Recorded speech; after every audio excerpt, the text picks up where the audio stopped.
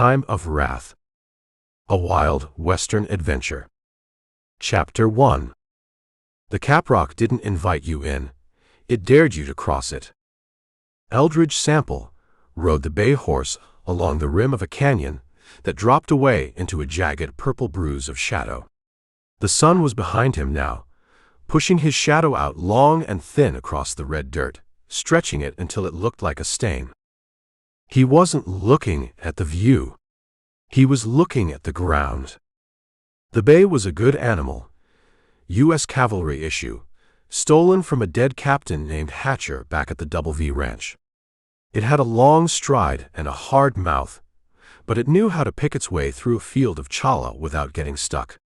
Eldridge sat loose in the saddle, the stolen Springfield carbine resting across his thighs, his thumb rubbing the oil-smooth wood of the stock. "They're moving fast," Eldridge said. He said it to the wind. The horse didn't care about speed, it cared about water, and there hadn't been any for 10 miles. The trail was a highway of unshod hoofprints cut into the caliche. Chato wasn't hiding.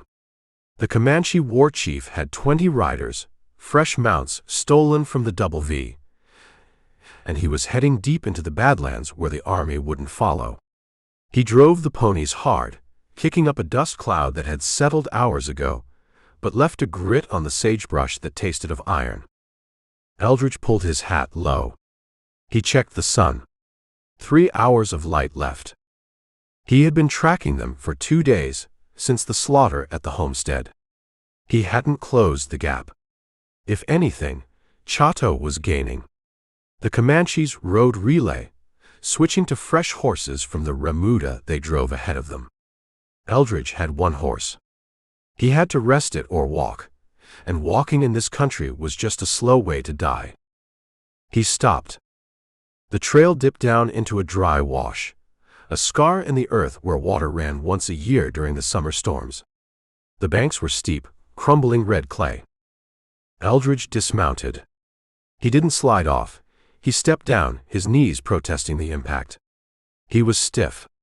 The mud he had plastered on his face and chest back at the homestead had flaked off, leaving his skin raw and burned, but the mindset hadn't flaked off.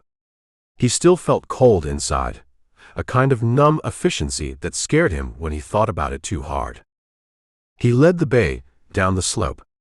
The horse slid on its haunches, sending a cascade of shale rattling to the bottom. The floor of the wash was flat, paved with dried mud that had cracked into geometric tiles like a church floor. "They stopped here," Eldridge said. He walked to the center of the wash. He saw the sign. The tracks milled around. Ponies had stood here, shifting weight. Men had dismounted. There were moccasin prints in the dust, high-topped, soft-soled. Eldridge knelt. He touched a pile of horse droppings. Dry on the outside, barely damp in the middle. 4 hours, he estimated. Maybe 5. They had stopped to adjust packs. Or maybe just to laugh at the empty horizon behind them. He looked for the children. He found the prints of the pack pony, the one he had seen leaving the homestead with the double load. The tracks were deeper here. The animal was carrying weight. But there were no small boot prints on the ground. "They didn't let them down," Eldridge whispered. The children, the boy and the girl, were still tied to the animal. In this heat, with the sun beating down on them and the dust clogging their noses. He stood up. He walked a circle around the stopping point, widening his arc, looking for anything that didn't belong to the desert. A scrap of cloth. A dropped canteen. Nothing. Chato was disciplined. His warriors didn't drop gear. They didn't leave trash. They moved through the land like smoke, taking everything and leaving only silence. Eldridge walked back to the bay. He uncorked his canteen. He took a sip, swishing the warm water around his mouth to cut the dust before swallowing. He poured a little into his hat for the horse. The bay drank greedily, licking the felt. "That's it," Eldridge said. "Until we find a tank." He was about to mount up when he saw it. It wasn't on the main trail. It was off to the side, near a cluster of dead willows that marked where a seep used to be. The pack pony had drifted over there, maybe looking for a green leaf. Eldridge walked over. The mud near the willows wasn't fully dry. It was tacky, holding the shape of the hoof perfectly. And pressed into the edge of the print, half buried in the red clay, was a white speck. Eldridge crouched. He reached out with a finger, brushing the dirt away. It was a button. Small. Round. Made of mother of pearl. It caught the light, iridescent and clean against the ugly earth. He picked it up. It was tiny, the size of a ladybug. He looked at it in his palm. It wasn't a soldier's button. It wasn't a cowboy's button. It was delicate. It belonged on a Sunday dress or a child's blouse. He remembered the girl's tracks at the homestead. The button boots. The white sock he had found in the cactus. "She's alive," Eldridge said. The button hadn't fallen off. The thread holes were clean, torn. It had been pulled. She had ripped it off. Tied to a pony, exhausted, terrified, surrounded by men who had butchered her parents, the little girl had managed to work a button loose. And she had dropped it. She had dropped it in the mud. "She's leaving a trail," Eldridge said. He closed his hand over the button. It felt like a hot coal. It was a message. A shout in the silence. "I am here. Come find me." It was defiance. Eldridge looked west, following the line of the wash as it curved toward the Caprock. The land out there was a fortress of stone and heat, a place where people vanished. But she hadn't vanished. She was fighting. He stood up. He put the button in his shirt pocket, buttoning the flap securely. He walked back to the bay. He checked the cinch. He slid the Springfield into the scabbard, but he left the stock sticking out, ready to grab. He mounted up. The fatigue that had been riding on his shoulders for 2 days lifted just a fraction. The coldness inside him shifted, finding a new focus. He wasn't just tracking a war party anymore. He was answering a call. "Hang on, little one," Eldridge whispered. He turned the horse. He kicked it into a trot, riding out of the wash, and onto the hardpan, following the tiny white echo of a scream. Chapter 2. The wind shifted in the middle of the afternoon, swinging around from the south, and bringing a smell that Eldridge Sample knew better than the scent of his own sweat. It wasn't the smell of a dead cow bloated in the sun. It was sharper. It tasted of copper and opened bowels. Eldridge pulled the bay horse up. The animal tossed its head, the bit jingling, and blew air through its nose, trying to clear the scent. "I know," Eldridge said. "I smell it too." He looked at the ground. The trail of the war party had been running true west, a straight line toward the high mesas. But here, in a patch of soft sand between 2 ridges of red shale, the tracks veered. They turned sharp left. South. Eldridge leaned over the saddle horn. He read the story in the dust. The ponies had been walking. Then, right here, they had stopped. The tracks deepened where the horses had shifted weight, waiting for a signal. Then they dug in. Deep gouges. They spurred them, Eldridge said. They went from a walk to a gallop in 10 feet. He looked south. The terrain was broken, a tangle of cedar breaks and gullies that fed into the main canyon. He couldn't see anything but rock and heat haze. But he could hear the flies. It was a low, steady hum, like a telegraph wire singing in the wind. Eldridge checked the Springfield. He checked the Colt. He loosened the thong on the hammer. He neck-reined the bay. He followed the tracks south. He rode for a 1/4 mile. The brush got thicker, the mesquite tearing at his stirrups. The humming got louder. He came over a rise and looked down into a shallow bowl of earth protected by a stand of cottonwoods. It had been a camp. It wasn't a village. It was a hunting camp. Temporary. 5 or 6 brush shelters, wickiups made of bent willow branches and covered with hides or blankets. A central fire pit. A rack for drying meat. Now it was a butcher's shop. Eldridge didn't ride in. He stopped on the rim of the bowl. He scanned the perimeter. He looked for the flash of a rifle barrel, the movement of a horse. Nothing moved. Even the wind seemed to die at the edge of the clearing, afraid to go in. "Clear," Eldridge whispered. He nudged the bay down the slope. The horse resisted, placing its hooves delicately, trembling. It didn't want to step on the dead. There were bodies everywhere. They weren't white settlers. They were Indians. "Tonkawa," Eldridge said. He recognized the markings on a shield lying in the dirt, a turtle painted in red ochre. The Tonkawa were the outcasts of the plains. They scouted for the army. They fought the Comanches, and the Comanches hated them with a special, virulent poison that went back generations. This wasn't a raid for horses. This wasn't a raid for captives. This was an extermination. Eldridge dismounted.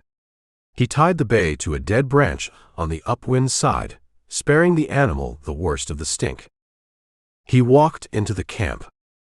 The first body was an old woman. She was lying by a metate, a grinding stone. She had been grinding mesquite beans. The stone was still covered in meal. She had been clubbed. Her head was a ruin. She hadn't even tried to run. She had probably looked up, seen the charge, and accepted it. Eldridge stepped over her. He walked to the fire pit. 3 men lay there. Warriors. They had died fighting. One still gripped a rusted Henry rifle that looked like it hadn't fired in years. Another held a knife. They were riddled with arrows. Not 1 or 2. They looked like pincushions. "Sport," Eldridge said. His voice was flat in the silence. He looked at the angles. The Comanches hadn't swept through. They had circled. They had ridden around the camp, firing arrows into the men playing with them, making it last. He checked the Henry rifle. The lever was jammed. A bad cartridge caught in the breech. "Bad luck," Eldridge said. He moved to the wickiups. They had been slashed to ribbons, the hides torn down, the frames kicked over. Inside one, he found a dog. A yellow cur. It was pinned to the ground by a lance. The lance was broken off, leaving 2 feet of ash wood sticking out of the animal's ribs. The dog had snapped at the shaft until it died. There were splinters in its teeth. Eldridge walked a circle. He counted. 12 bodies. Men. Women. No children. "They took the little ones," Eldridge said. "Just like the homestead. Or maybe there were no children here.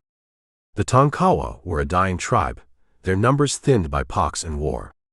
Maybe this was all that was left of this band." He stopped by a man who had been dragged away from the others. He was staked out, spread-eagled in the sun. He had been skinned. Not all of him. Just the chest. Strips of skin peeled back to reveal the red muscle underneath. Eldridge looked away. He had seen things in the war. He had seen things in the territory. But there was a specific cruelty to this that turned his stomach. It wasn't efficient. It was artwork. He looked at the tracks around the skinned man. Pony prints. Unshod. They had ridden close. They had stopped to watch. He saw a boot print. A cavalry boot. Eldridge froze. He crouched. He looked closer. It wasn't a soldier. It was an Indian wearing soldier's boots.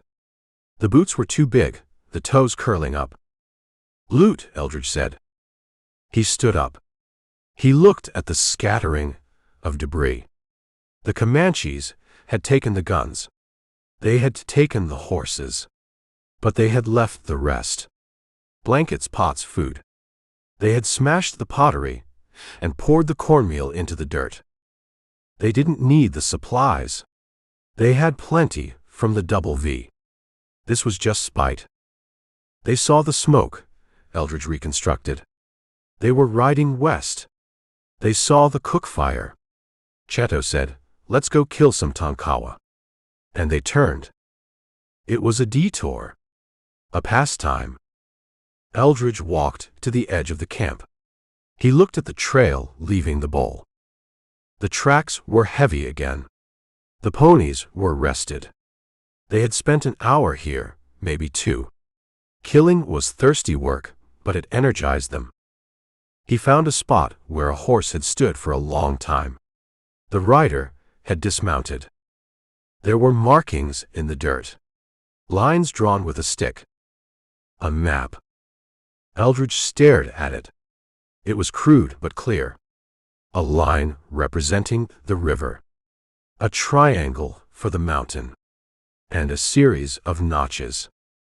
"He's planning," Eldridge said. "He's not just running. He's drawing a picture." Chato was showing his men the route. He was showing them where they were going.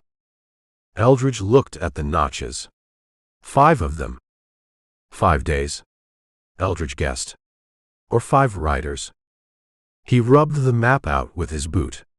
He didn't want anyone else reading Chato's mail, if anyone else was crazy enough to be out here. He walked back toward the bay. The sun was hammering down into the bowl, baking the blood, raising the smell to a level that made his eyes water. The flies were a black cloud, hovering over the meat. He passed a body he hadn't seen before. It was half hidden under a collapsed shelter. It was a young woman. She was face down. Her dress was ripped away. Eldridge stopped. He looked at her back. There was a design carved into her skin. A jagged lightning bolt. "Chato's mark," Eldridge whispered. He felt the cold settle in his chest again. The same cold he had felt at the homestead. It was a useful cold. It numbed the horror and left only the mechanics of what had to be done. He didn't have a shovel. He couldn't bury 12 people in this rock-hard ground. "Fire," he said. He could burn it. He could drag the brush over the bodies and light it. It would be a pyre. It would keep the coyotes away. But the smoke would rise straight up. It would be a signal fire, visible for 20 miles. It would tell Chato that someone was behind him. Someone was cleaning up his mess. Eldridge shook his head. Can't do it. He couldn't risk the children. If Chato knew he was being tracked, he might kill the captives just to lighten the load. "I have to leave you," Eldridge said to the dead woman. "I'm sorry." He walked to the horse. He untied the reins. He checked the saddlebags. He had the beans. He had the ammunition. He had the button. He looked at the camp one last time. It was a painting of hell in red and brown. "You picked the wrong friends," Eldridge said to the Tonkawa. "And you paid the rent." He put his foot in the stirrup. A sound stopped him. It wasn't the wind. It wasn't the flies. It was a voice. Low. Raspy. Singing. It was coming from the far side of the camp, near a pile of rocks where the garbage was thrown. It wasn't a melody, Eldridge knew. It was a rhythmic, chanting drone. A song without hope. Eldridge dropped his foot to the ground. He pulled the Springfield from the scabbard. He walked toward the sound. He moved quietly, stepping over the debris. He rounded the pile of rocks. There was a man there. He was sitting up, his back against a boulder. He was covered in blood. His scalp was gone, a raw red cap on his skull where the knife had circled. One side of his face was a swollen ruin. His left eye was a bloody socket. He was naked to the waist. His chest was slashed. But he was alive. He was rocking back and forth, holding his own knees, singing to the sun. He didn't see Eldridge. His good eye was swollen shut, or maybe filled with blood. He just sang. Hey-ya, hey-ya, hey-ya. Eldridge lowered the rifle. He stared at the man. To be scalped and live. To be mutilated and left for the ants, and still have the breath to sing. Tough, Eldridge whispered. The singing stopped. The man's head tilted. He listened. He sniffed the air. Who is there? The man asked. He spoke in Spanish, the language of the border. A man, Eldridge answered in Spanish. A white man. The man on the ground let out a breath that sounded like a laugh. You are late, the man said. The party is over. I see that. Did you come to finish it? The man raised his chin, exposing his throat. I am ready. The song is done. Eldridge looked at the raw skull. He looked at the missing eye. He looked at the flies landing on the wounds. He should finish it. It would be a mercy. A bullet in the heart to stop the pain. But Eldridge Sample wasn't in the mercy business. He was in the revenge business. And he saw something in the set of the man's jaw that he recognized. No, Eldridge said. I didn't come to finish it.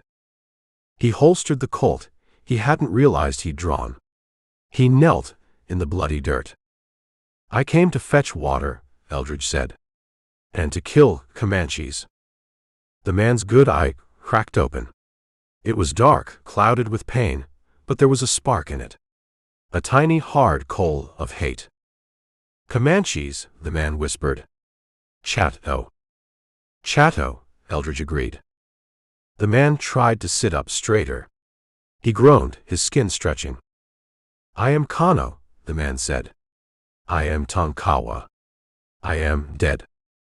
Not yet, Eldridge said. He reached for his canteen. He uncorked it. Drink, Eldridge said. Then we talk about killing. Chapter 3. The water didn't stay down.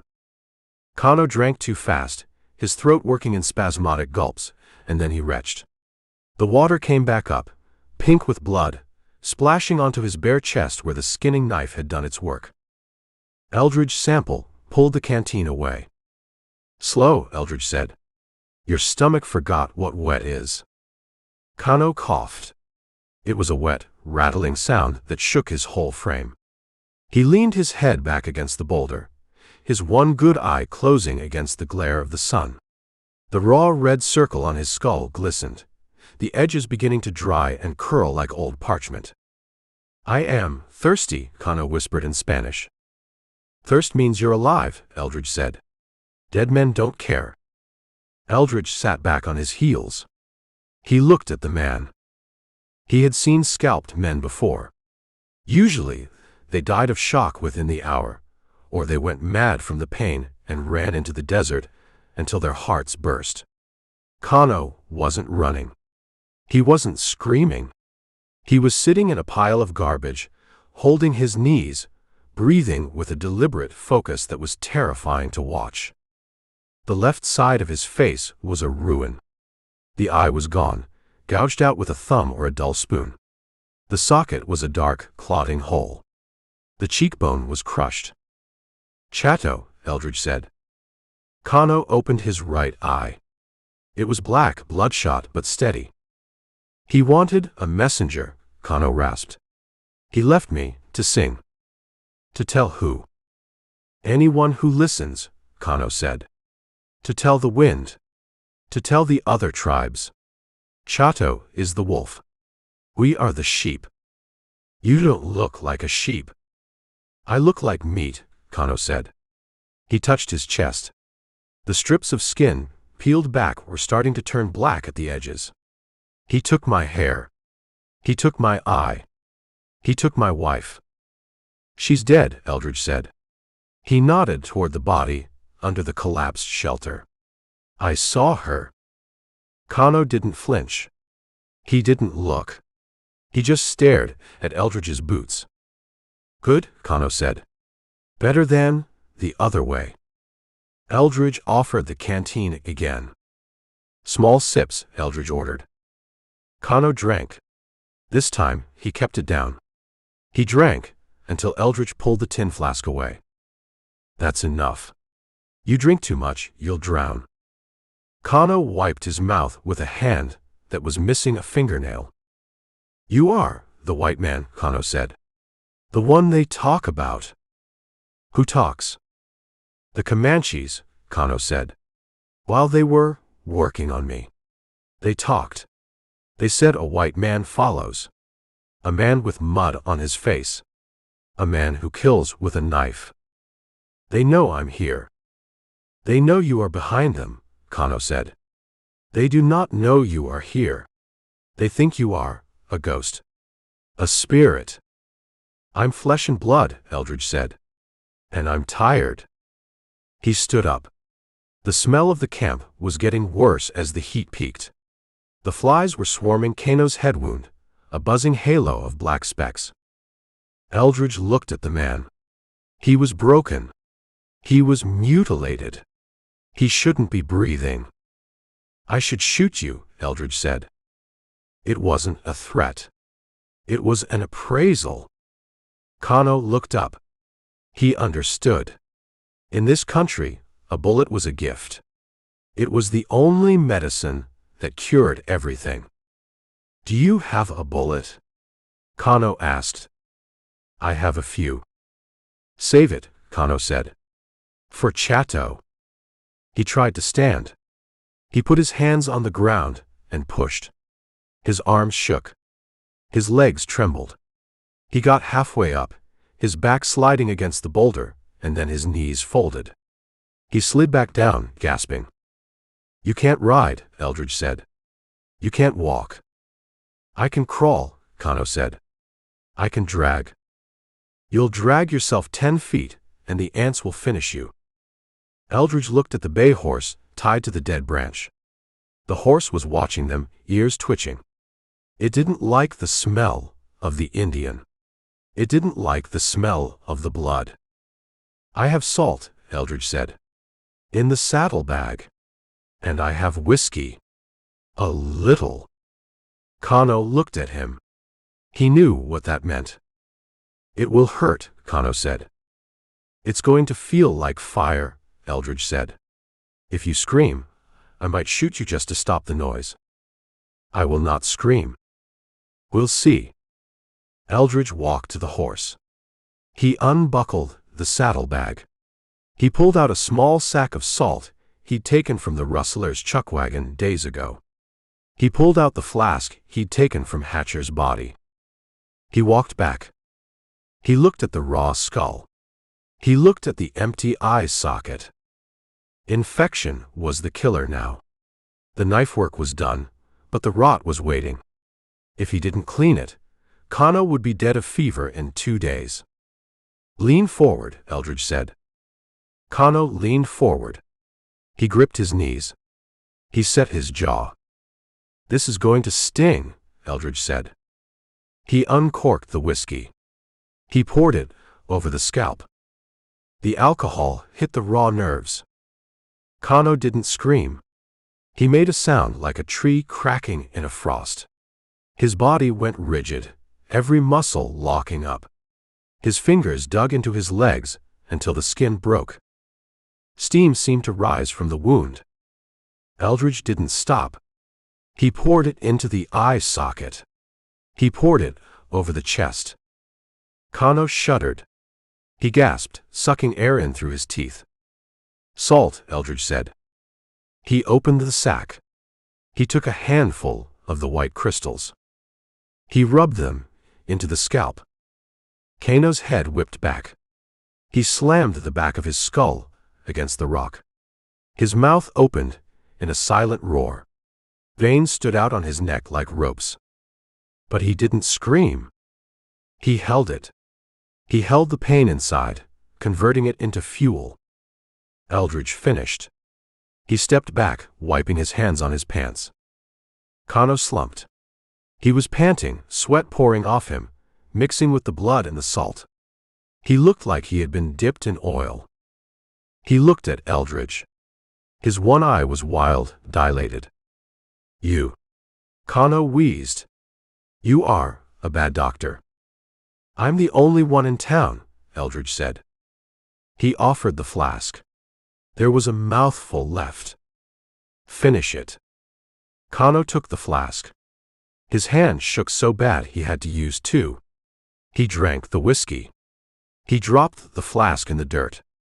"Now," Eldridge said, "we ride." "I cannot." "You ride," Eldridge said. "I walk. We go west." "Why?" Kano asked. "Why do you keep me?" Eldridge looked at the camp. He looked at the bodies of the Tonkawa. "Because you know him," Eldridge said. "You know Chato. You know how he thinks. I know how he kills." "Same thing," Eldridge said. "And because I need another set of eyes. Even if it's just one." He grabbed Kano under the arms. He hauled him up. Kano groaned, his legs rubbery, but he found his footing. Eldridge dragged him to the horse. He shoved him into the saddle. Kano grabbed the horn, swaying.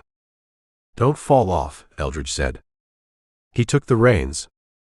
He led the horse out of the bowl of death, stepping over the old woman and the dog. He didn't look back. He walked west, leading the bay horse and the man who refused to die, heading into the glare of the setting sun. Chapter 4. The bay horse didn't like the smell of the man on its back. It walked with a stiff, high-stepping gait, ears pinned flat against its skull, flinching every time the rider shifted his weight. Eldridge Sample held the reins close to the bit, keeping the animal's head down. He walked beside the shoulder, his boots crunching in the gravel. He didn't look at the sunset. He looked at the rider. Kano was sliding. The Tonkawa survivor wasn't sitting the saddle. He was draped over it. His hands gripped the horn with a white-knuckled desperation, but his body was listing to the left. The whiskey and salt Eldridge had poured into the raw wounds on his skull were doing their work, burning the infection out, but burning the mind with it. "Stay with it," Eldridge said in Spanish. Kano didn't answer. His head hung low, chin on his chest. Blood and clear fluid wept from the bandages of his scalp, running down his neck, soaking into the dust on his skin. He was making a sound low in his throat, a grinding hum that wasn't quite a groan and wasn't quite a song. They had made a mile from the slaughterhouse of the camp. A mile of open ground where they were exposed to anyone on a ridge. Eldridge scanned the horizon. The light was failing, turning the desert into a landscape of gray shapes and black pits. "We stop," Eldridge said. He pulled the horse up in the lee of a limestone outcrop. It wasn't much cover, but it broke the wind. Kano didn't react to the stop. Momentum was the only thing holding him upright.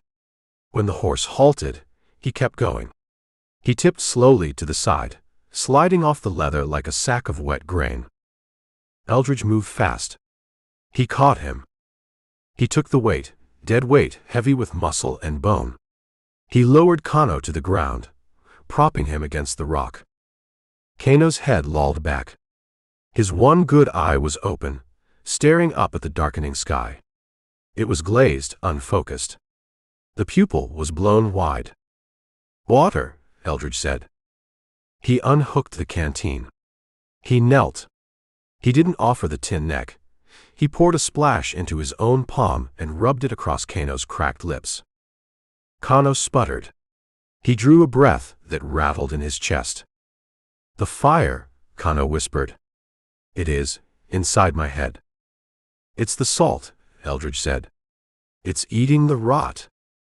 "It eats the mind." "Better the mind than the blood." Eldridge checked the dressing on the arm, the strip of coat lining. It was soaked through. He checked the scalp. The salt had formed a crust, mixing with the blood to seal the flayed skin. It looked horrific, a helmet of dried gore, but the smell of decay wasn't there.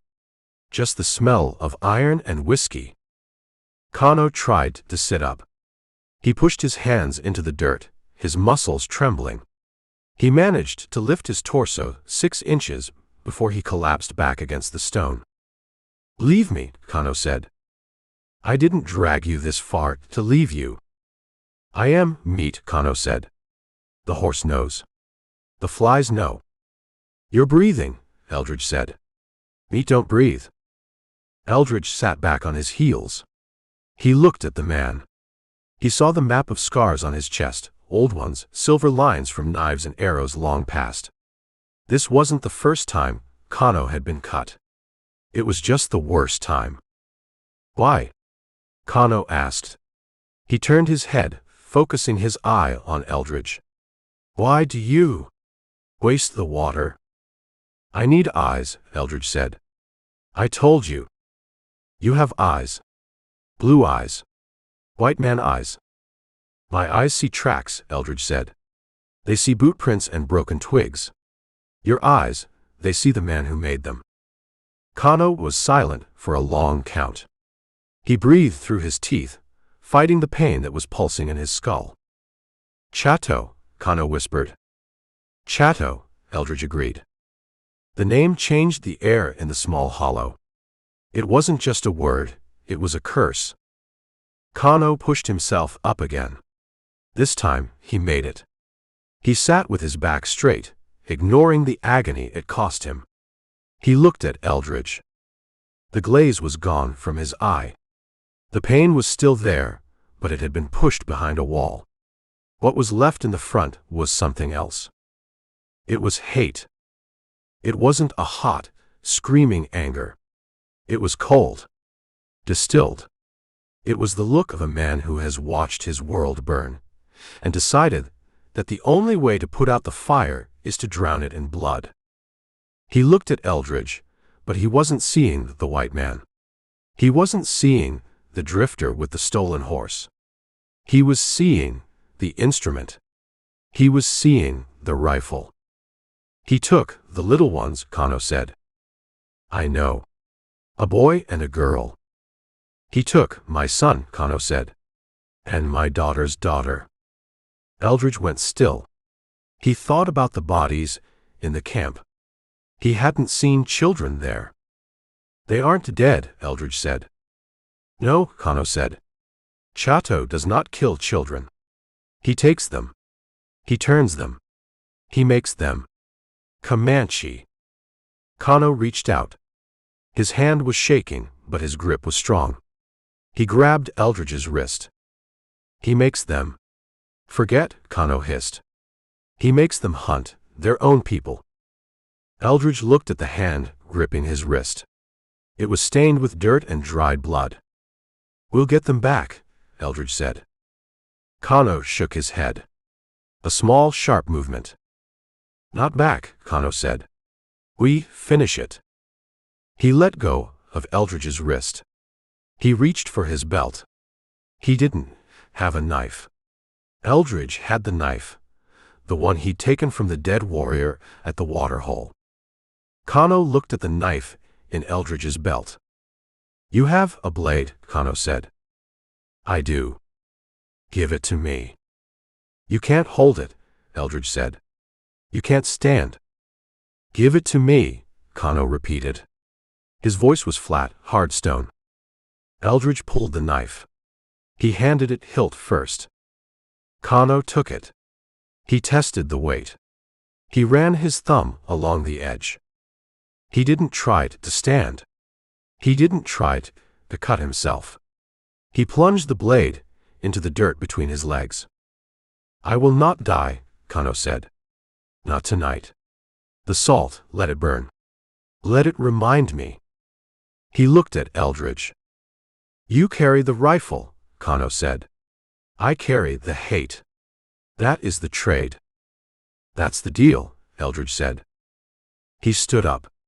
The sun was gone. The desert was a bowl of blue darkness. The air was cooling rapidly, but the heat of the day still radiated from the rocks. Eldridge walked to the bay. He checked the cinch. "We rest for an hour," Eldridge said. "Then we move. The moon will be up." Kano didn't answer. He sat against the rock, his hand wrapped around the hilt of the knife stuck in the earth. He stared into the dark, his one eye open, unblinking. He wasn't singing his death song anymore. He was composing a different kind of music. Eldridge took a piece of jerky from his pocket. He tore it in half.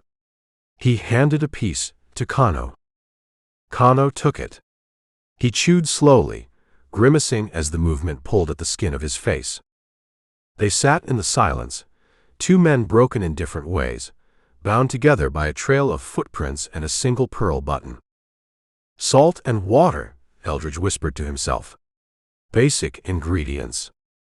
He checked the load in the Springfield. He waited for the moon. Chapter 5. The temperature dropped 20 degrees in 20 minutes. The sun, which had been a hammer all day, vanished behind the western rim, leaving the high desert to the mercy of a wind that hunted for warmth and stole it from anything living. Eldridge Sample buttoned his canvas coat. He checked the bay horse. The animal was standing with its head down, one rear hoof cocked, resting. It was a soldier's horse. It knew how to sleep standing up while waiting for the bugle. Eldridge walked back to the shallow cave where he had left Kano. The Tonkawa hadn't moved. He was sitting exactly where Eldridge had left him, his back against the limestone, his legs stretched out in the dirt. The knife, the one Eldridge had taken from the Apache at the waterhole, was still stuck in the ground between his knees. His hand was wrapped around the hilt, knuckles rigid. Kano's eye was open. It caught the faint light of the stars, a wet glint in the ruined face. The salt crust on his scalp had darkened, sealing the wound under a helmet of dried blood and crystal. "Moon's coming," Eldridge said.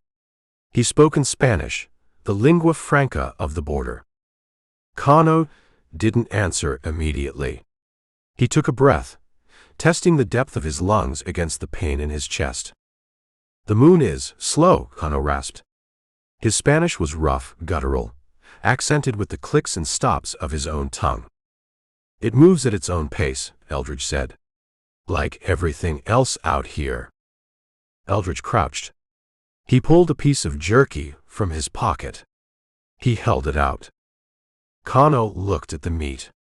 He looked at Eldridge. He didn't take it. "I do not want food," Kano said. "You need fuel. The hate burns hot, but it burns fast. You need meat to keep the fire going." Kano's hand unclenched from the knife handle. He took the jerky. He put it in his mouth and chewed. It was a mechanical action, grinding the dried beef between his teeth. He swallowed with a grimace. "My family," Kano said.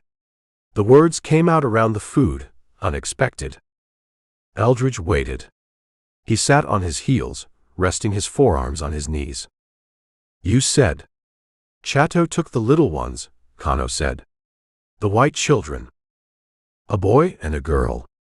From a homestead east of here." "He took mine," Kano said. He stared past Eldridge, at the dark shape of a mesquite bush. "My wife, she is dead." "You saw her." "The one with the mark." "I saw her." "My daughter, she was with the women. Chato's men, they used the lances." Kano's voice didn't break. It got harder, like iron cooling. But her daughter, my blood, she was not there. Taken, Eldridge said. She is 6 summers, Kano said. She has a laugh like water. He stopped. He swallowed the last of the jerky. He reached for the canteen Eldridge had left near his foot. He drank, careful not to spill. Chato collects, Kano said, capping the canteen. He collects horses. He collects guns. He collects blood. He's building a tribe, Eldridge said. He's replacing the ones he loses to the army. He is stealing ghosts, Kano said. He takes the children. He makes them forget. He cuts their hair. He gives them new names. In 2 snows, she will not know me. She will not know the Tonkawa. Kano looked at Eldridge. His one eye drilled into the white man. You hunt for the children, Kano said. Because you are, what? Their father. No. Their kin. No. Then why? Eldridge picked up a stone. He turned it in his fingers. It was smooth, river-worn, out of place in the jagged rocks. Because I saw the bodies, Eldridge said. And because I promised a dead man, I wouldn't look away. A promise, Kano said. He spat. White men promise. Then they sign papers. Then they build fences. I don't have a fence, Eldridge said. And I don't have a paper. I just have a rifle. And a horse, Kano added. My horse. It's a borrowed horse, Eldridge said. From a dead captain. It carries us, Kano said. That makes it ours. The moonlight hit the canyon floor, turning the red dirt into a landscape of silver and black. The shadows retreated, sharpening the edges of the rocks. Time, Eldridge said. He stood up. He offered a hand to Kano. Kano looked at the hand. He looked at the knife in the dirt. He pulled the knife free and sheathed it in the belt Eldridge had given him. I stand, Kano said. He didn't take the hand. He placed his palms flat on the ground. He pushed. His arms shook. The muscles in his neck corded, standing out against the salt-crusted skin. He heaved his torso up, getting his legs under him. He groaned, a low animal sound of effort. He got to his knees. He paused, swaying, his head hanging low. Up, Kano whispered to himself. He drove his feet into the dust. He straightened his legs. He stood. For a second, he was a tower of bloody will. He stood tall, looking at the moon.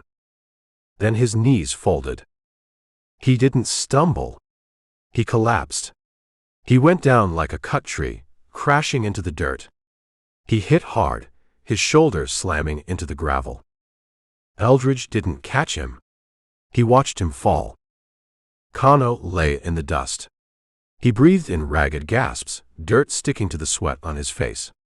He pounded his fist against the ground. Once. Twice. Weak, Kano hissed. Weak meat.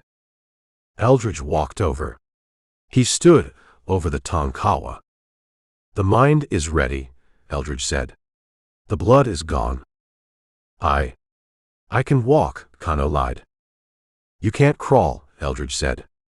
Not yet. He bent down. He grabbed Kano by the back of the belt and the collar of his buckskin shirt. Up, Eldridge said. He hauled him up. Kano was heavy, dead weight, but Eldridge lifted him. He dragged him toward the horse. The bay shied, stepping sideways, eyes rolling white at the approach of the smelling man. Stand, Eldridge ordered the horse. He shoved Kano against the horse's flank.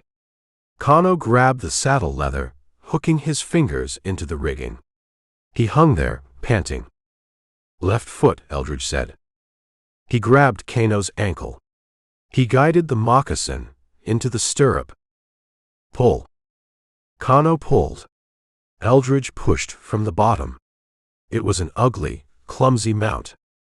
Kano sprawled across the saddle, belly down, before dragging his right leg over.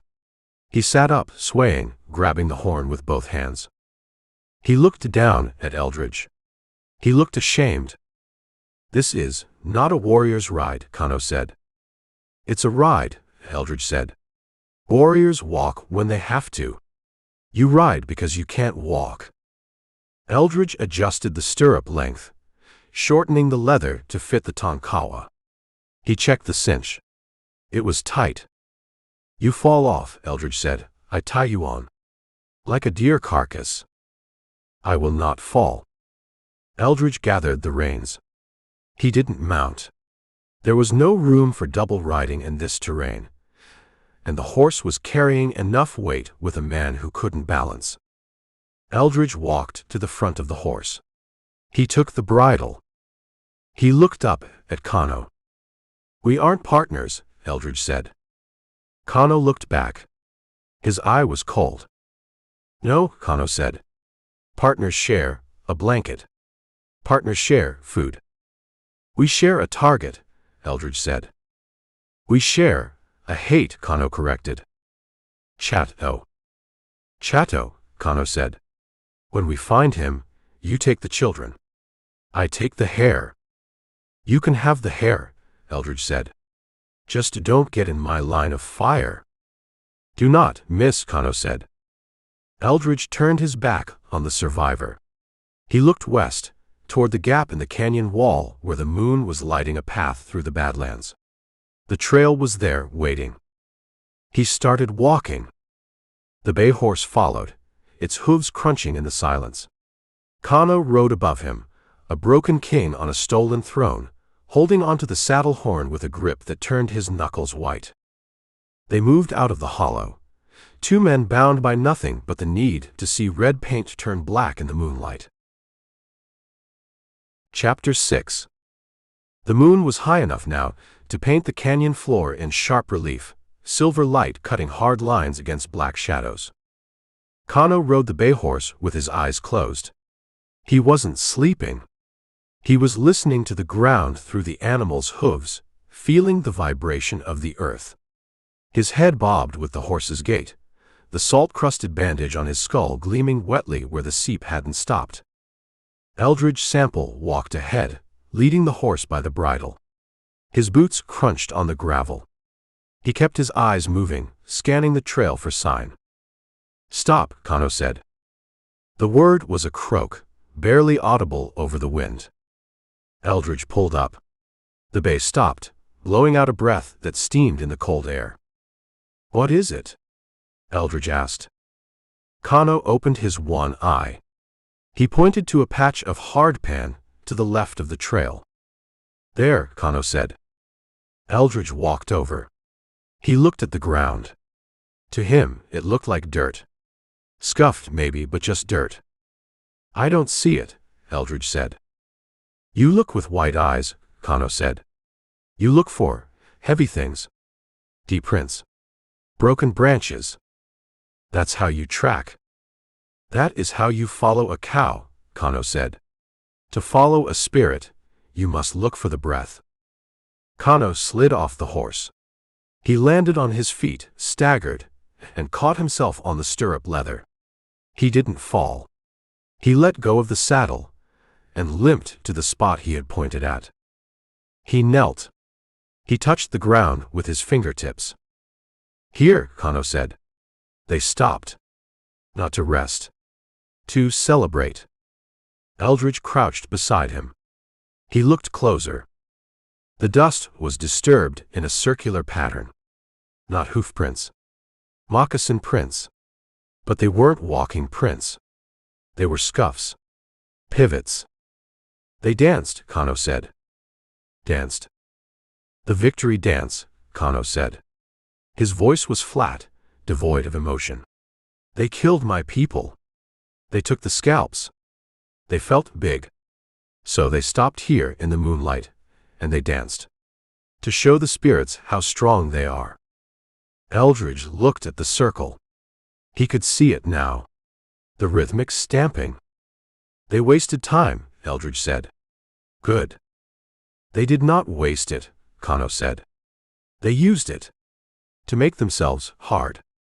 Kano moved his hand. He traced a line in the dust. Here, Kano said. The circle breaks. 3 riders leave. They go north. Eldridge looked. Faint pony tracks led off into the brush. A scouting party? Eldridge asked. Hunters, Kano said. They go to find meat. Antelope. Or deer. They will circle back. They will meet Chato at the water. That leaves 17, Eldridge said. 16, Kano corrected. 1 horse carries no rider. The pack pony. No. Kano stood up. He walked a few paces down the trail. He stopped at a pile of horse droppings. He poked it with the toe of his moccasin. This horse, it eats different grass. Grain. From a barn. The double V stock, Eldridge said. Vance's horses. This one, Kano said, pointing to a specific set of tracks. The hoof is small. Shaped like a stone. It walks careful. Why careful? Because it carries the future. Kano looked at Eldridge. The children, Kano said. They are on this horse. The roan mare. I know her track. I saw her at the homestead. Both of them. Tied together, Kano said. Back to back. They balance each other. If one falls, they both fall. Eldridge looked at the tracks. He saw what Kano saw now. The deeper impression. The hesitation in the stride where the horse compensated for a shifting load. Is she lame? Eldridge asked. She is tired, Kano said. She carries the weight of fear. Children smell of fear. The horse smells it. It makes her heavy. Kano walked back to the bay. He grabbed the horn. He didn't mount immediately. He leaned his forehead against the leather, breathing hard. The effort of reading the ground had drained him. You okay? Eldridge asked. I am empty, Kano whispered. But the trail, it is full. We keep moving? We must, Kano said. He hauled himself up into the saddle. He groaned as he settled. They hunt meat to the north. But Chato, he rides west. He goes to the place of bad water. The poisoned well. The bitter spring, Kano said. The water there, it kills the weak. Chato goes there to test the captives. Test them. If they drink and live, they are Comanche. If they die, they are nothing. Eldridge checked the action on the spring field. They won't die, Eldridge said. Not if we get there. Then walk fast, Grey Wolf, Kano said. The moon is sliding. Eldridge took the reins. He looked at the circle in the dust where the warriors had danced. He imagined them. Painted. Laughing. Celebrating the slaughter. He spat into the center of the ring. Let's go, Eldridge said. He led the horse out of the wash, following the track of the roan mare that carried the weight of fear, moving deeper into the night where the water tasted of poison. Chapter 7. The night didn't fall. It rose up from the canyon floor like dark water, filling the hollows first and then drowning the ridges. Eldridge Sample pulled the bay horse into a cluster of tumbled boulders that offered a windbreak but no roof. The air was already thin and biting, carrying the smell of ozone and dry rock. Here, Eldridge said. Kano didn't answer. He slid from the saddle. He didn't land on his feet. He hit the ground on his hip, crumbled, and dragged himself to a sitting position against the granite. His breath hissed through his teeth, a sound like a tire leaking air. Eldridge dismounted. He stripped the saddle from the bay. He didn't hobble the horse. He tied it short to a sturdy piece of brush. He rubbed the animal down with a handful of dry grass, feeling the sweat cool and stiffen on the hide. No fire, Eldridge said. Fire is a beacon, Kano rasped. Chato has eyes. And we have darkness. Eldridge sat down opposite the Tonkawa. He pulled his canvas coat tighter. It was going to be a two-dog night, and they didn't have dogs. They just had hate and a stolen horse. He took out the jerky. He tossed a piece to Kano. Kano caught it. He didn't eat it immediately. He held it in his hand, looking at the dark shape of the mountains to the west. The salt crust on his skull was black in the starlight, a helmet of dried blood that had sealed the wound but left the man underneath it raw. "Eat," Eldridge said. Kano put the meat in his mouth. He chewed slowly, the movement pulling at the ruined skin of his face.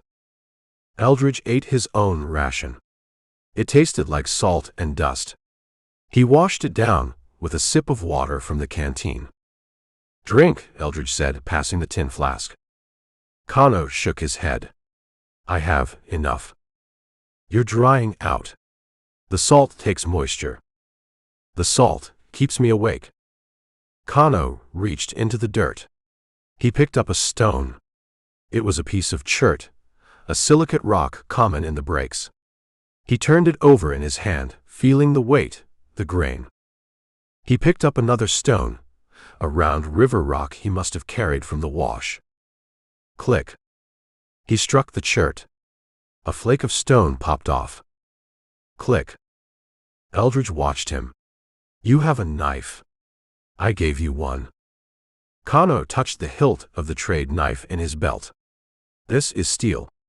Steel is for cutting wood. Cutting rope. It cuts men fine." "It cuts too clean," Kano said. He struck the stone again. Click snap. He was napping it. Shaping it.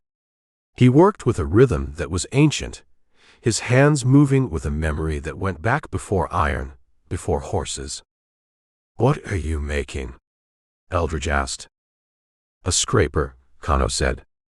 He held up the piece of chert. In the dim light, Eldridge could see the edge. It was serrated, jagged. "For hides?" Eldridge asked. "For Chato," Kano said. The name hung in the cold air. Kano went back to work. Click. Click. He rotated the stone, flaking off tiny chips, refining the edge. He wasn't making a weapon of war. He was making a tool. "Steel slides," Kano said softly, talking to the rock. "It slips on the fat. Stone grabs. It pulls." Eldridge rested his Winchester across his knees. He looked at the one-eyed man. Kano wasn't posturing. He wasn't trying to scare Eldridge. He was just explaining the mechanics of his retirement plan. "You plan to peel him," Eldridge said. "I plan to unmake him," Kano said. "He took my hair. He took my eye. He took my name." Kano stopped tapping. He held the stone scraper up to the stars, inspecting the edge. "When I catch him," Kano said, "I will not kill him. Killing is sleep. I do not want him to sleep." "He's a war chief," Eldridge said. "He won't let you get close enough to use a rock." "He will," Kano said. "Because you will break his legs." Eldridge looked at him. "Is that the plan?" "That is the necessity," Kano said. "You shoot the horse. You shoot the legs. You leave the rest for me." "And the children?" "The children are yours," Kano said. "Take them. Go. Leave me with the wolf." Kano resumed his work. Click. Click. "I will start at the feet," Kano said. His voice was a monotone, a recipe read from a cookbook. "The skin there, it is tough. You must separate it from the heel. Then you pull up the leg like a stocking." Eldridge shifted his weight. The rock he was sitting on felt harder. "He will scream," Kano continued. "Comanches, they are proud. They sing death songs. But when the skin comes loose, the song stops. The screaming starts. That's enough, Eldridge said. It is not enough, Kano said. It is the beginning. After the legs, the belly. The skin is thin there. Stretchy.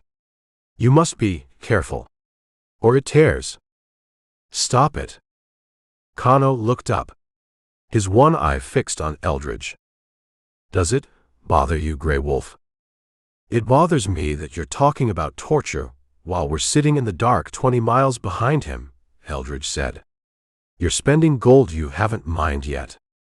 I am preparing, Kano said. The mind must be ready. The hand must be steady. He ran his thumb over the jagged edge of the flint. A thin line of blood appeared on his skin. He didn't wipe it off. He looked at it. My wife, Kano whispered. He gave her to the dogs. After. I saw the dog, Eldridge said. Pinned. That was mercy, Kano said. What they did to her before, that was not mercy. He gripped the stone so hard his hand shook. I will take his eyelids, Kano said. So he cannot close his eyes. So he must watch his own unmaking. Eldridge looked away. He looked at the bay horse. The animal was asleep, head drooping. It didn't know about eyelids or scrapers. It just knew it was tired. Put the rock away, Kano, Eldridge said. Get some sleep. I cannot sleep, Kano said. When I close my eye, I see him. I see the blue feathers. If you don't sleep, you fall off the horse tomorrow. And if you fall off, I leave you. Kano looked at him. He weighed the threat. He put the flint scraper into his pouch, the one he had taken from the dead boy back in the canyon. He put it in next to the silver conchos. I will rest, Kano said. But I will not sleep. He lay down. He didn't use a blanket. He curled up in the dirt, his knees drawn to his chest, his back to the wind. He looked like a pile of rags someone had discarded. Eldridge pulled his hat down. He leaned back against the rock. He kept the Winchester in his hands. He kept his finger near the trigger guard. He watched Kano. The Tonkawa was quiet now. His breathing smoothed out, a shallow rattle in his chest. Eldridge didn't trust him. Kano was an ally by circumstance, not by choice. He was a man who had been pushed past the point of humanity. He was a vessel for something dark and ancient. You're a monster, Eldridge whispered to the sleeping man. Just like Chato. But he was a monster, pointed in the right direction. Eldridge checked the perimeter. The desert was silent. The wind had died down. He thought about the pearl button in his pocket. He thought about the little girl who had dropped it. She was out there, being carried deeper into the nightmare. And he was bringing a nightmare to catch her. Eldridge closed his eyes, but only halfway. He watched the Tonkawa's back. He watched the rise and fall of the bloody chest. He slept with one eye open, listening to the silence, waiting for the sound of a rock striking stone. Chapter 8. The antelope were nervous. They stood in a cluster of grama grass 300 yards out, their white rumps flashing like semaphore flags. One of them, a buck with curved black horns, kept lifting his head, testing the wind. He smelled something that wasn't sage and wasn't dust. Eldridge Sample lowered the field glasses. They aren't smelling us, Eldridge said. The wind is in our face. Kano didn't use glasses. He squinted his one good eye, shielding it with a hand that looked like a dried claw. He was sitting behind Eldridge on the bay horse, his weight listing to the left, but his grip on the belt loop of Eldridge's pants was iron. There, Kano whispered. He pointed a finger at a low wash 50 yards to the right of the herd. At first, Eldridge saw nothing but the shimmer of heat and the gray-green of the scrub. Then, a shape separated itself from the earth. A feather, eagle down, fluttering in the breeze. Then a head. Two, Eldridge said. Stalking. The Comanches were off their ponies. They were belly crawling through the grass, moving toward the antelope. They had left their mounts in the depression of the wash.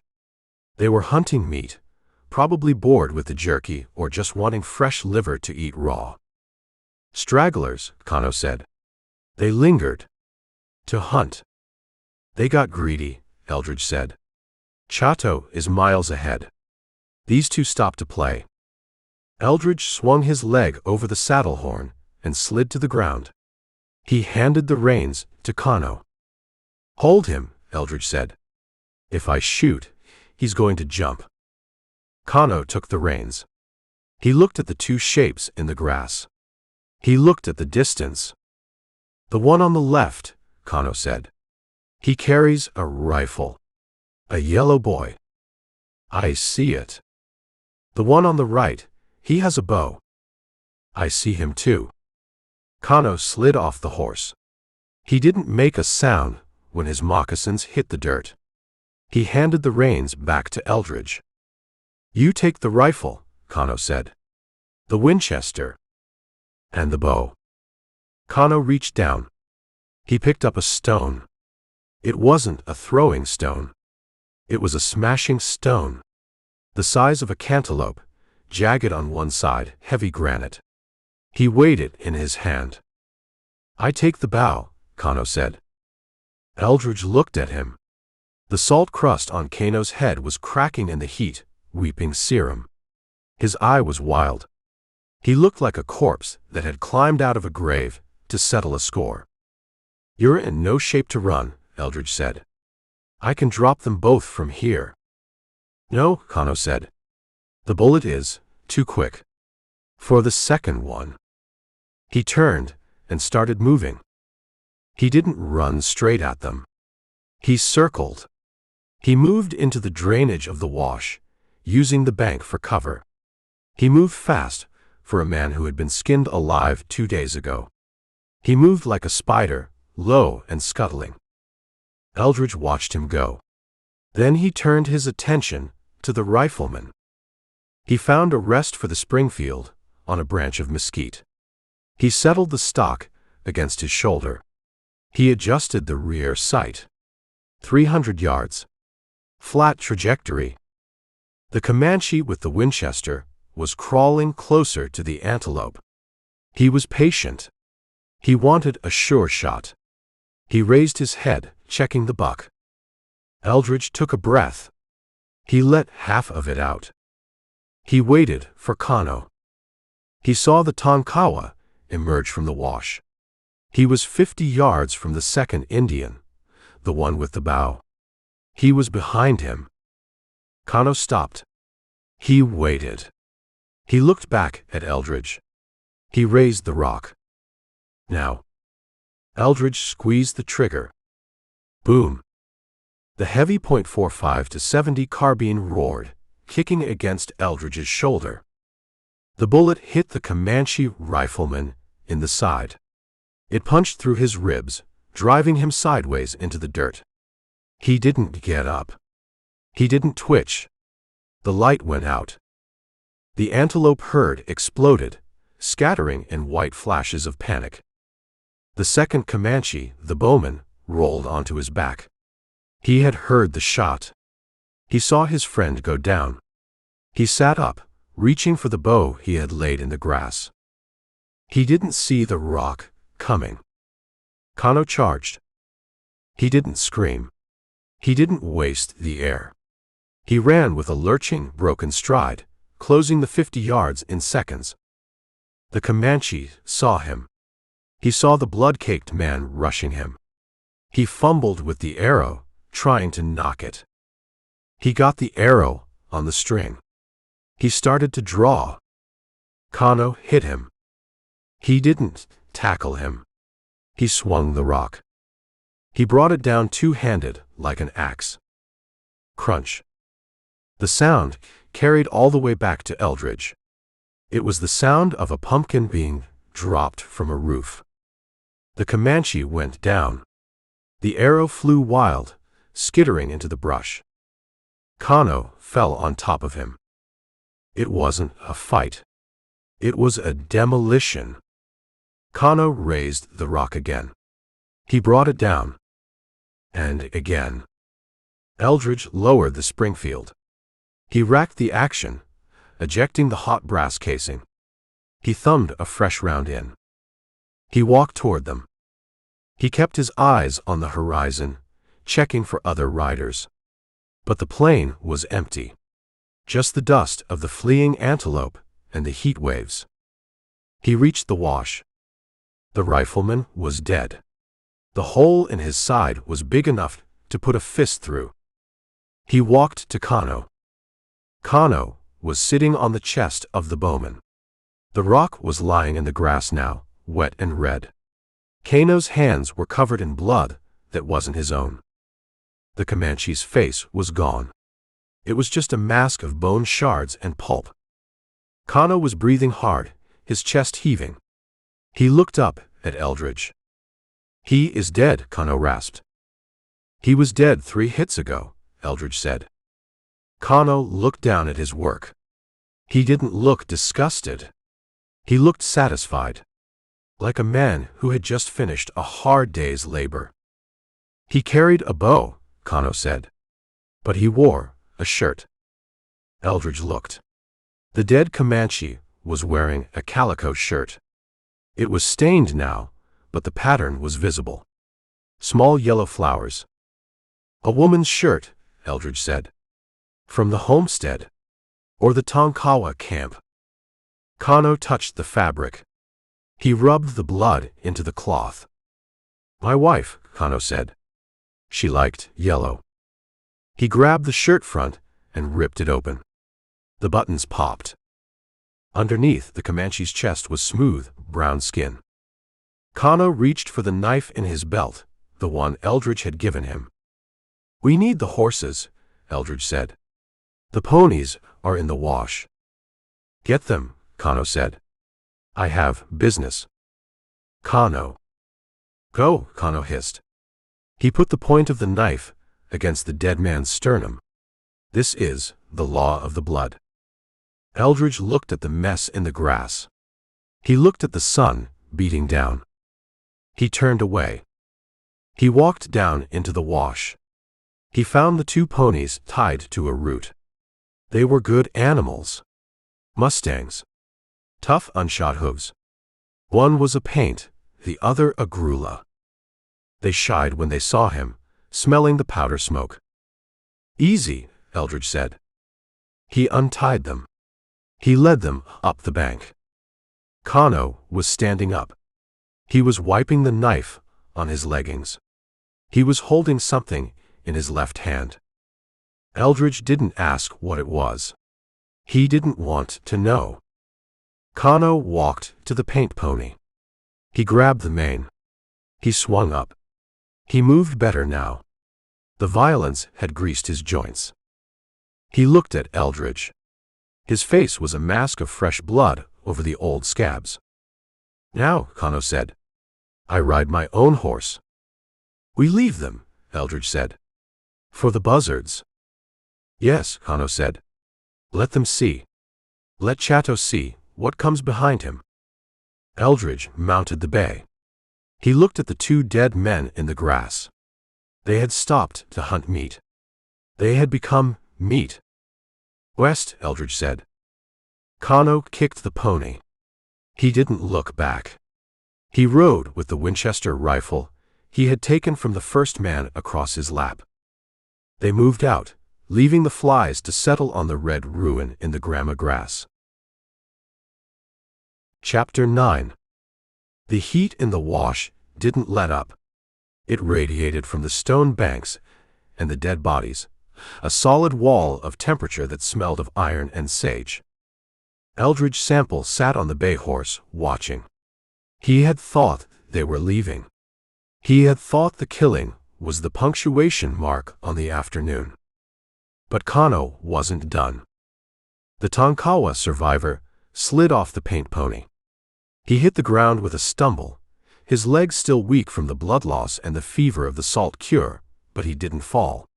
He dropped the Winchester rifle he had taken from the first Comanche into the dust. "It is heavy," Kano said, "and I have no bullets." He walked back to the body of the bowman, the one he had crushed with the rock. The dead man lay twisted in the grass, his face a ruin of bone and pulp. The flies had already settled, a buzzing black shroud that lifted sluggishly as Kano approached. Kano knelt. He reached for the bow, lying in the scrub. It was a short bow, made of Osage orange wood, backed with sinew. It was curved, powerful, a weapon made for a man on a horse. Kano ran his hand along the wood. He checked the string. He plucked it. Thrum. The sound was low and tight. "Good wood," Kano whispered. He picked up the quiver. It was made of mountain lion skin, filled with dogwood shafts fletched with turkey feathers. He slung it over his shoulder. He tested the fit. It settled against his back like it had grown there. Eldridge wiped sweat from his eyes. "We need to move, Kano." The shot carried. "Let it carry," Kano said. He wasn't looking at Eldridge. He was looking at the dead man's belt. He pulled the knife from the Comanche's sheath. It was a trade knife, Green River steel, the handle wrapped in rawhide. It was sharper than the cook's knife Eldridge had given him. Kano held it up. The sun caught the edge. "My knife," Kano said. "He took it from my lodge. Now I take it back." He shoved the blade into his own belt. He pulled the cook's knife out and tossed it to Eldridge. "Yours," Kano said. Eldridge caught it. He sheathed it. "You're armed. You're mounted. Let's ride." Kano didn't stand up. He leaned over the body. He grabbed the dead man's hair, long black, greased with bear fat. He twisted the head to the side, exposing the ear. Eldridge stiffened. "Kano." Kano didn't answer. He brought the Green River blade down. It wasn't a slash of anger.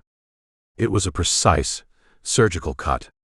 He sliced through the cartilage, close to the skull. The ear came free. Blood welled up, dark and thick, pooling in the dust. "Stop it," Eldridge said. His voice was hard. "He's dead. Leave him be." Kano ignored him. He picked up the ear. He looked at it. He wasn't gloating. He was inspecting it, like a man checking a coin for counterfeit. He reached into his pouch, the medicine bag he had taken from Chato's son. He stuffed the ear inside. "He heard my wife scream," Kano said. His voice was flat, devoid of the earlier pain. "Now he hears nothing." He turned the head. He took the other ear. Slice. Eldridge felt a sour taste in his throat. He had killed men. He had seen men killed. But mutilation was a different country. It was a place where the soul didn't go. "That doesn't help us," Eldridge said. "It just slows us down." "It helps me," Kano said. He stood up.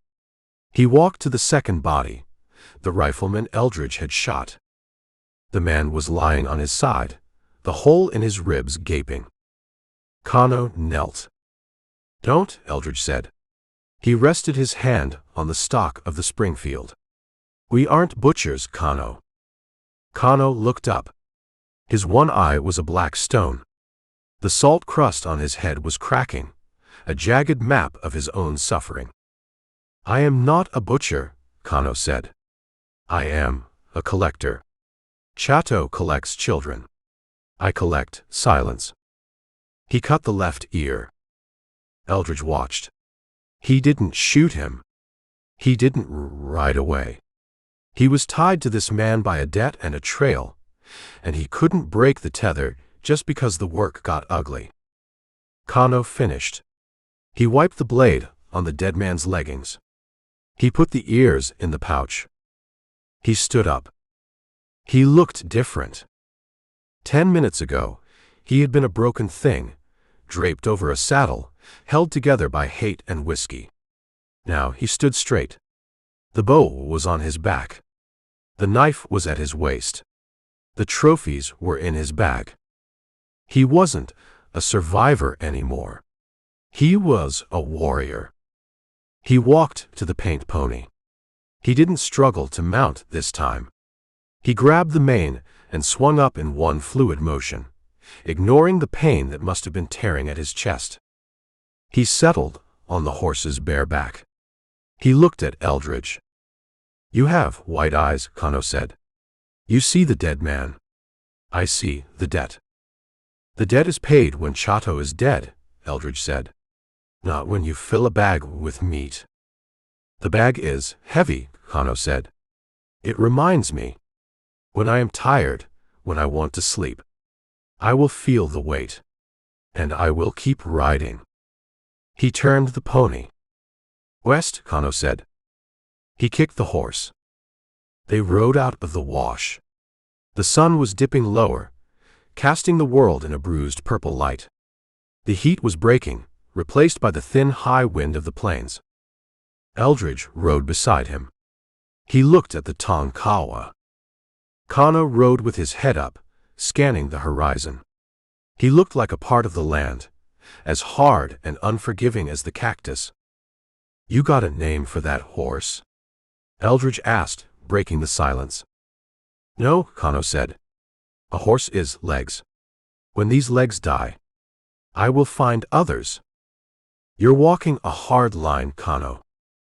"I am walking the only line left," Kano said. "The line between the earth and the sky.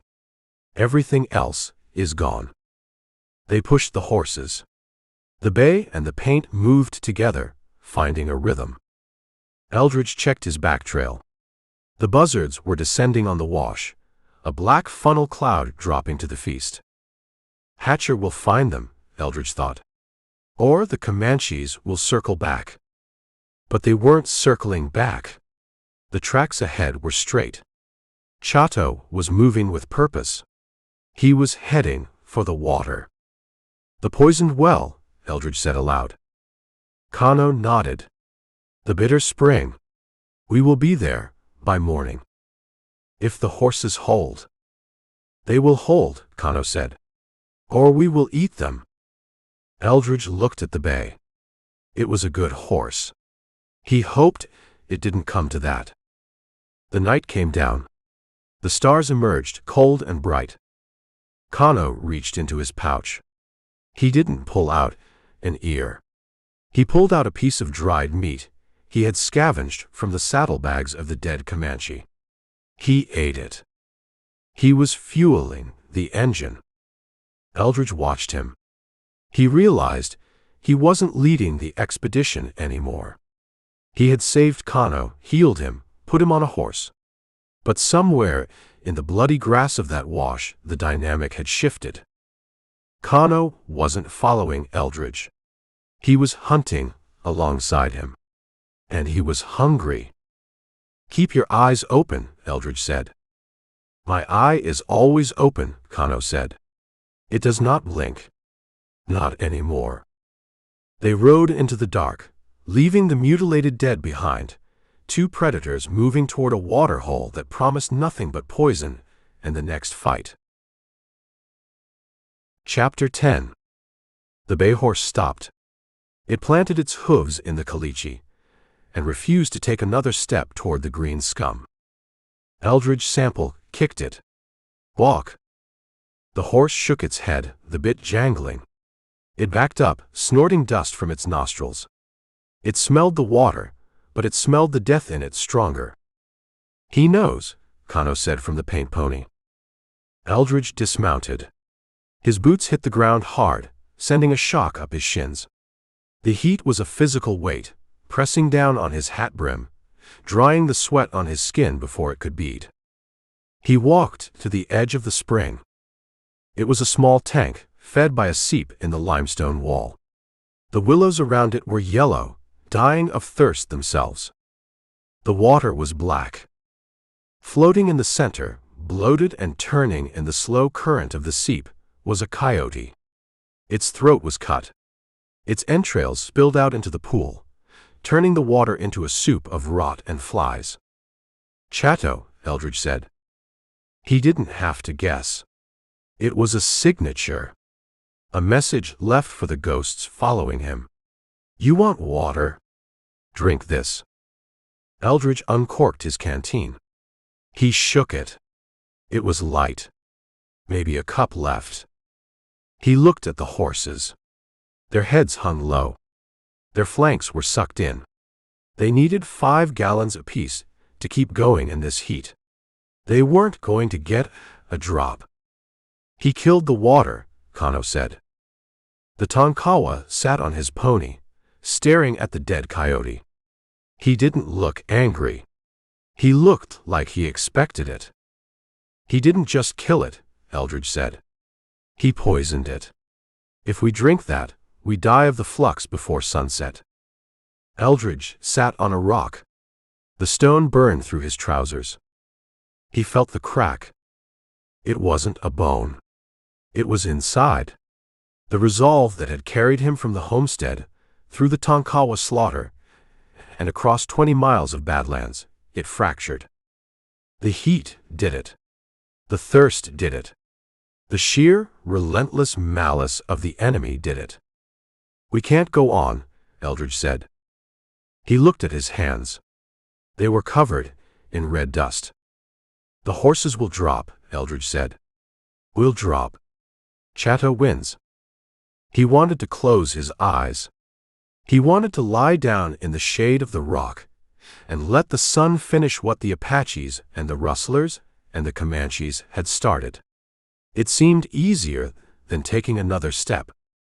Get up, Kano said. Eldridge looked at him. Kano slid off the pony. He walked over. He stood in front of Eldridge, blocking the sun. He looked like a nightmare dug up from a shallow grave. The salt crust on his scalp had turned black, sealing the raw bone. His left eye socket was a dry, dark hole. The right eye was bloodshot, burning with a fever that should have killed him yesterday. His chest was a roadmap of flayed skin and scabs. He smelled of old blood and iron. Get up, Kano repeated. There's no water, Kano. We're done. Kano reached into his pouch. He pulled out an ear. It was dried, shriveled, the cartilage turning yellow. He held it out. This man, Kano said. He does not need water. He put the ear back. He pointed west. Chato drinks, Kano said. He laughs. He thinks the white man will stop because the water is bad. He thinks the white man is soft. Kano leaned down. He put his face close to Eldridge's. Are you soft, Grey Wolf? Eldridge looked at the ruined face. He looked at the man who had been skinned alive and was still standing. He looked at the hate that held Kano together like baling wire. Eldridge felt the shame. It was hotter than the sun. He stood up. He capped his canteen. No, Eldridge said. I'm not soft. Then we ride, Kano said. Thirst is just a feeling. It goes away when you cut a throat. Kano turned. He walked to the pool. He grabbed the tail of the dead coyote. He hauled the carcass out of the water, the flies rising in a black cloud. He threw it into the brush. Let the water clear, Kano said. For the next man. If there is one. He walked back to his pony. He mounted up. He didn't groan. He didn't show pain. He just settled onto the bare back of the horse and looked west. Eldridge walked to the bay. He tightened the cinch. He patted the horse's neck. Sorry, Eldridge whispered. One more leg. He swung into the saddle. They rode out of the hollow. They left the poisoned spring behind. They rode into the heat, 2 men pushing dying horses toward a horizon that promised nothing but more dust. Eldridge didn't look back. He watched Kano's back. He watched the way the Tonkawa rode, straight and hard. The crack inside him sealed up. It sealed with the mortar of shame and anger. He wasn't going to quit. Not while the one-eyed man was still in the saddle. Chapter 11. The land didn't just rise, it squeezed. The vast open skillet of the hardpan narrowed down into a funnel of red rock, forcing the trail into a throat that looked like it was designed to choke anything that tried to pass through. Eldridge Sample reined in the bay horse. The animal's head hung low, its breath coming in short, dusty huffs. It didn't want to go into the shadow.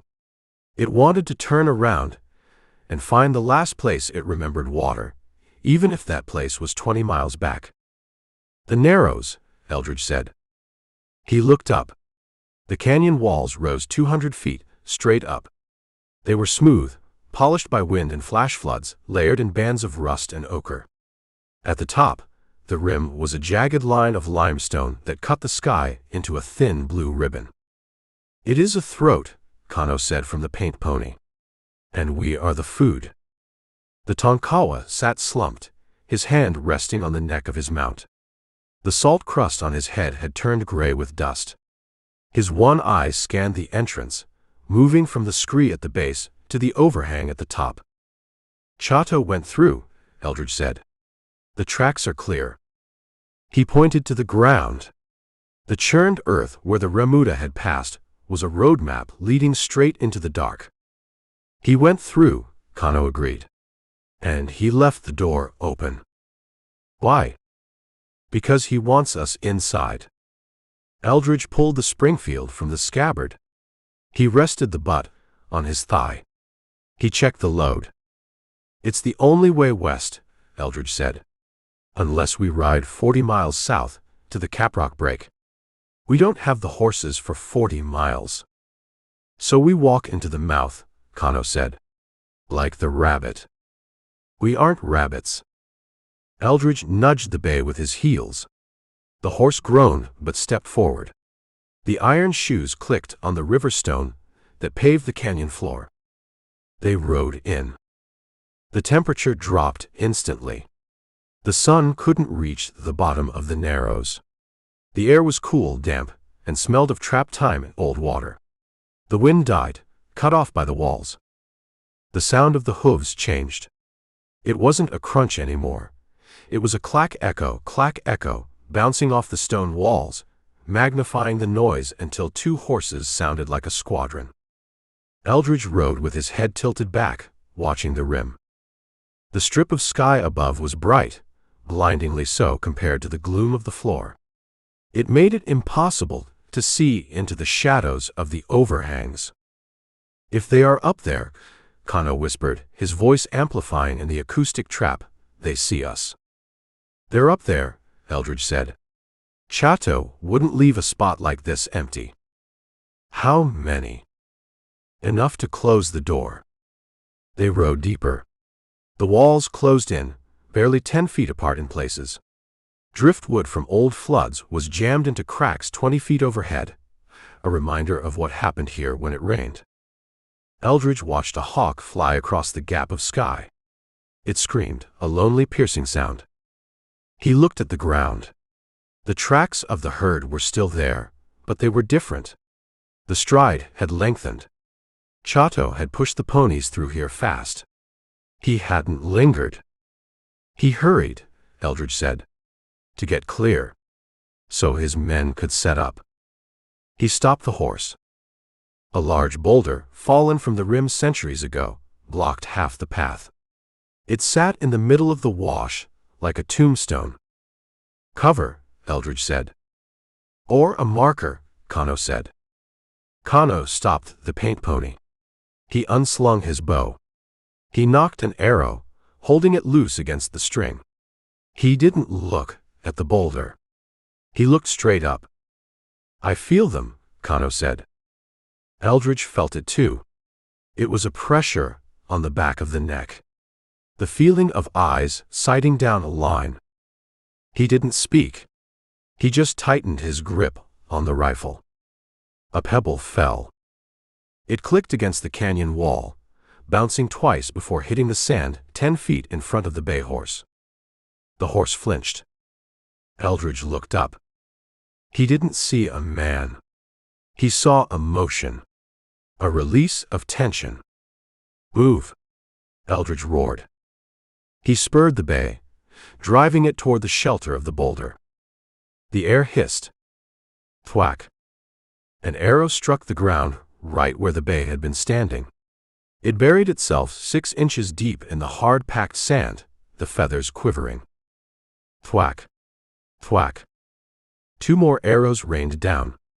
One hit the canyon wall, shattering the flint tip. The other glanced off the cantle of Kano's saddle, tearing the leather. Kano was already moving.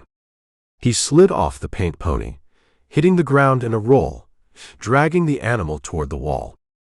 "The rim!" Kano yelled. "They are on the rim." Eldridge dove from his horse. He landed behind the boulder, skinning his elbows. He yanked the bay down, forcing the animal's head low. "Stay down," he hissed at the horse. He pressed his back against the stone. He looked up. He couldn't see them. The angle was too steep. The rim was 100 feet straight up. The archers were standing on the edge, firing straight down into the chute. Another volley fell. It wasn't aimed fire. It was area fire. They were filling the box with shafts. An arrow hit the top of the boulder, chipping the stone.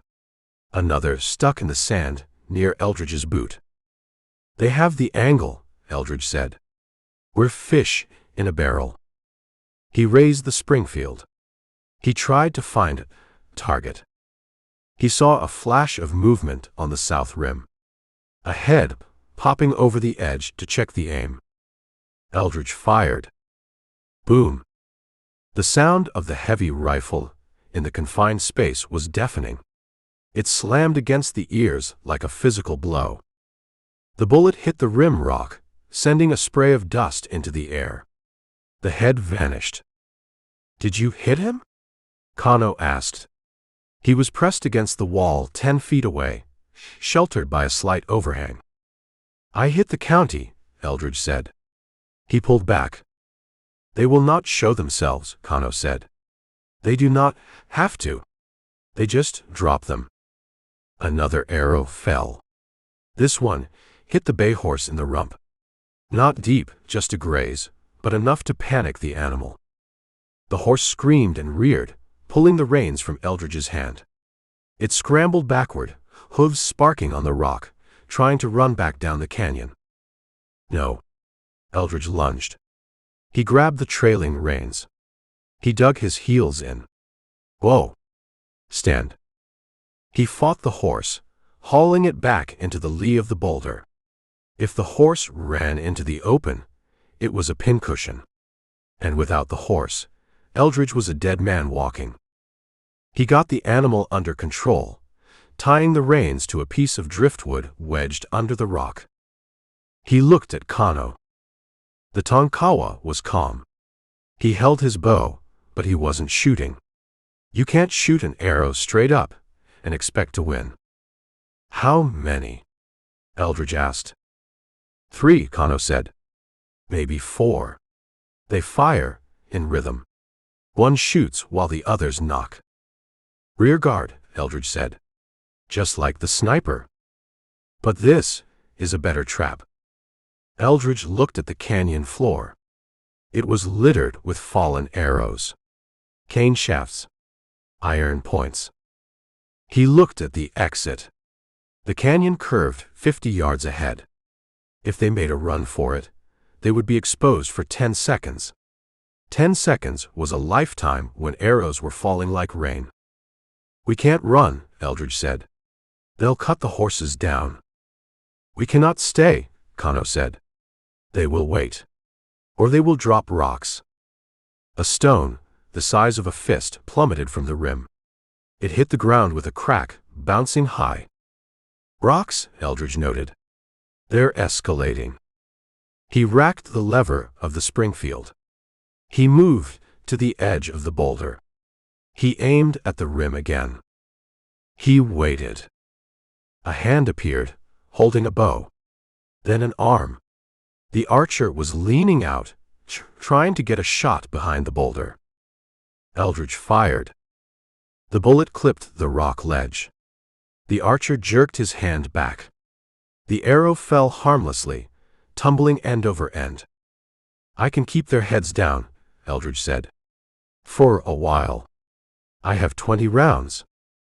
20 rounds, Kano said. "And the sun is dropping." "If we wait for dark, they'll come down," Eldridge said. "They'll come down the ropes and finish it with knives." "Yes," Kano said. "That is what I would do." Eldridge looked at the trap. It was perfect. Simple. Brutal. Chato had picked the spot, left his men, and ridden on, knowing that anyone following would be stopped cold. He looked at the walls. Vertical. Smooth. No cover. "We're pinned," Eldridge said. He fired again as a shadow moved on the rim. The shot echoed, a useless roar of defiance. He looked at Kano. The Tonkawa was studying the cliff face on his side of the canyon. He wasn't looking at the enemy. He was looking at the rock. Kano touched the wall. He found a crack. A seam in the sandstone. "What are you doing?" Eldridge asked. Kano didn't answer. He sheathed his knife. He slung his bow across his back, tightening the strap so it wouldn't shift. "Kano." The Tonkawa turned his head. His one eye burned in the gloom. "You have the rifle," Kano said. "You make the noise." "What?" "Make them look at you," Kano said. "Make them angry." "Where are you going?" Kano pointed up. Not at the rim where the Comanches were. At the opposite wall. The one hanging over their heads. "I go up," Kano said. "It's a sheer face, Kano. You can't climb that." "I am lighter than you," Kano said. "And I have claws." He reached into his pouch. He didn't pull out a trophy. He pulled out 2 pieces of bone. Deer antler sharpened to points, wrapped in leather for grips. Climbing spikes. "Make noise, Grey Wolf," Kano said. "Keep them interested." He turned to the wall. He jammed the antler spike into the vertical crack. He tested it. He pulled himself up. He found a toehold. He reached high with the second spike. He started to climb. Eldridge watched him for a second. The man was insane. He was climbing a 200-foot wall with one eye and a body that had been flayed 3 days ago. But he was climbing. Eldridge turned back to the boulder. He rested the rifle. "All right," Eldridge whispered. "You want noise? I'll give you noise." He fired. He worked the lever. He fired again. Boom. Clack clack. Boom. He peppered the rim rock. He chipped the stone. He yelled. "Is that all you got?" Eldridge screamed at the sky. "Come on down. I got whiskey. I got tobacco. Come and take it." An arrow answered him, striking the boulder and shattering. "That's it," Eldridge yelled. "Look at me.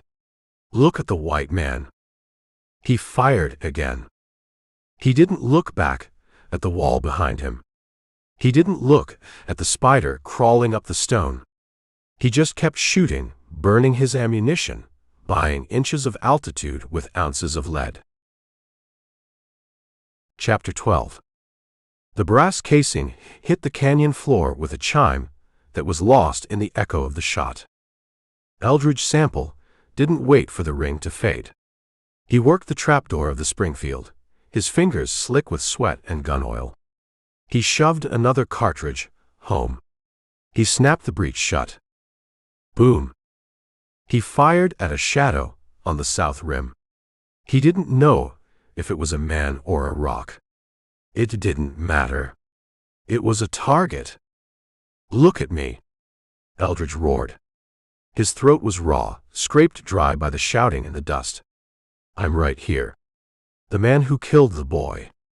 Come and get the scalp." An arrow answered him. It hissed down, striking the boulder he was hiding behind, shattering the flint tip. Stone chips sprayed his cheek. "That's it," Eldridge muttered. "Keep looking down." He risked a glance over his shoulder. The north wall was a vertical slab of red sandstone, smooth as a tombstone. 50 feet up, a dark shape was clinging to the face like a tick on a dog. Kano. The Tonkawa wasn't climbing, he was defying gravity. He had jammed the antler spikes into a fissure barely wide enough for a finger.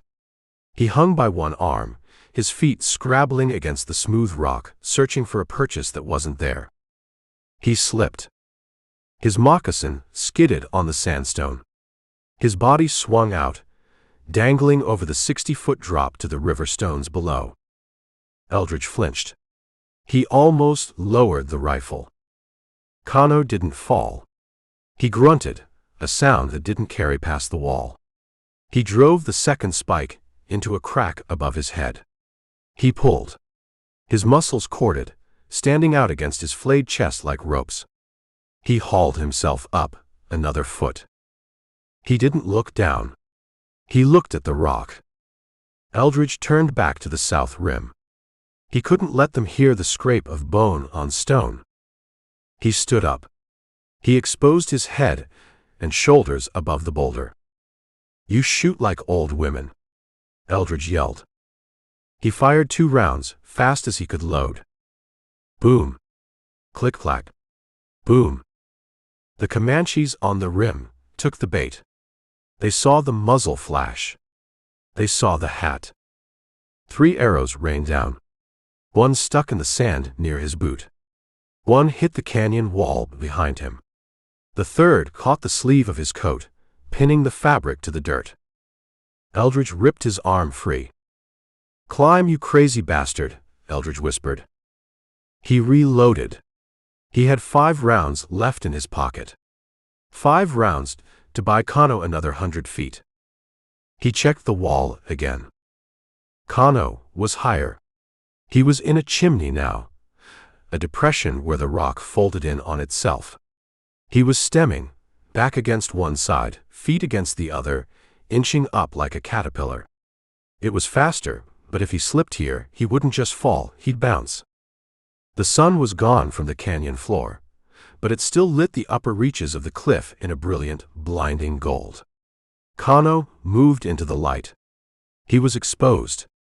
If anyone on the south rim looked across. Eldridge stepped out from behind the boulder. He walked into the middle of the wash. It was suicide. It was stupid. It was the only way to keep their eyes locked on the bottom of the well. "Hey!" Eldridge screamed.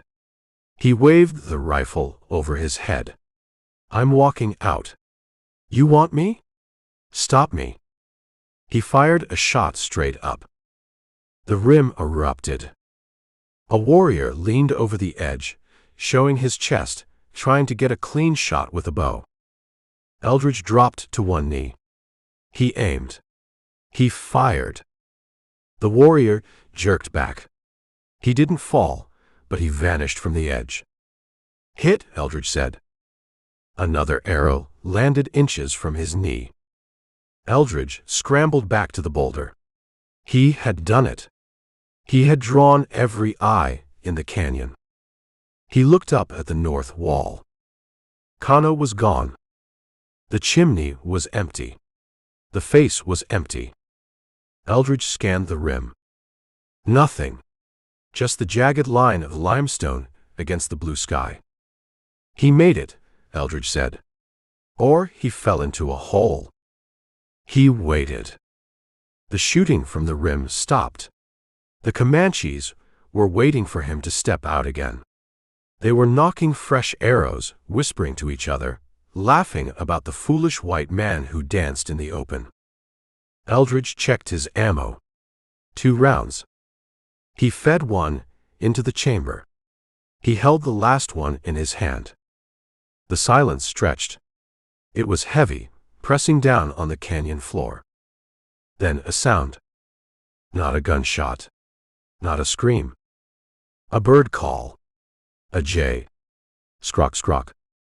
It came from the south rim. The enemy rim.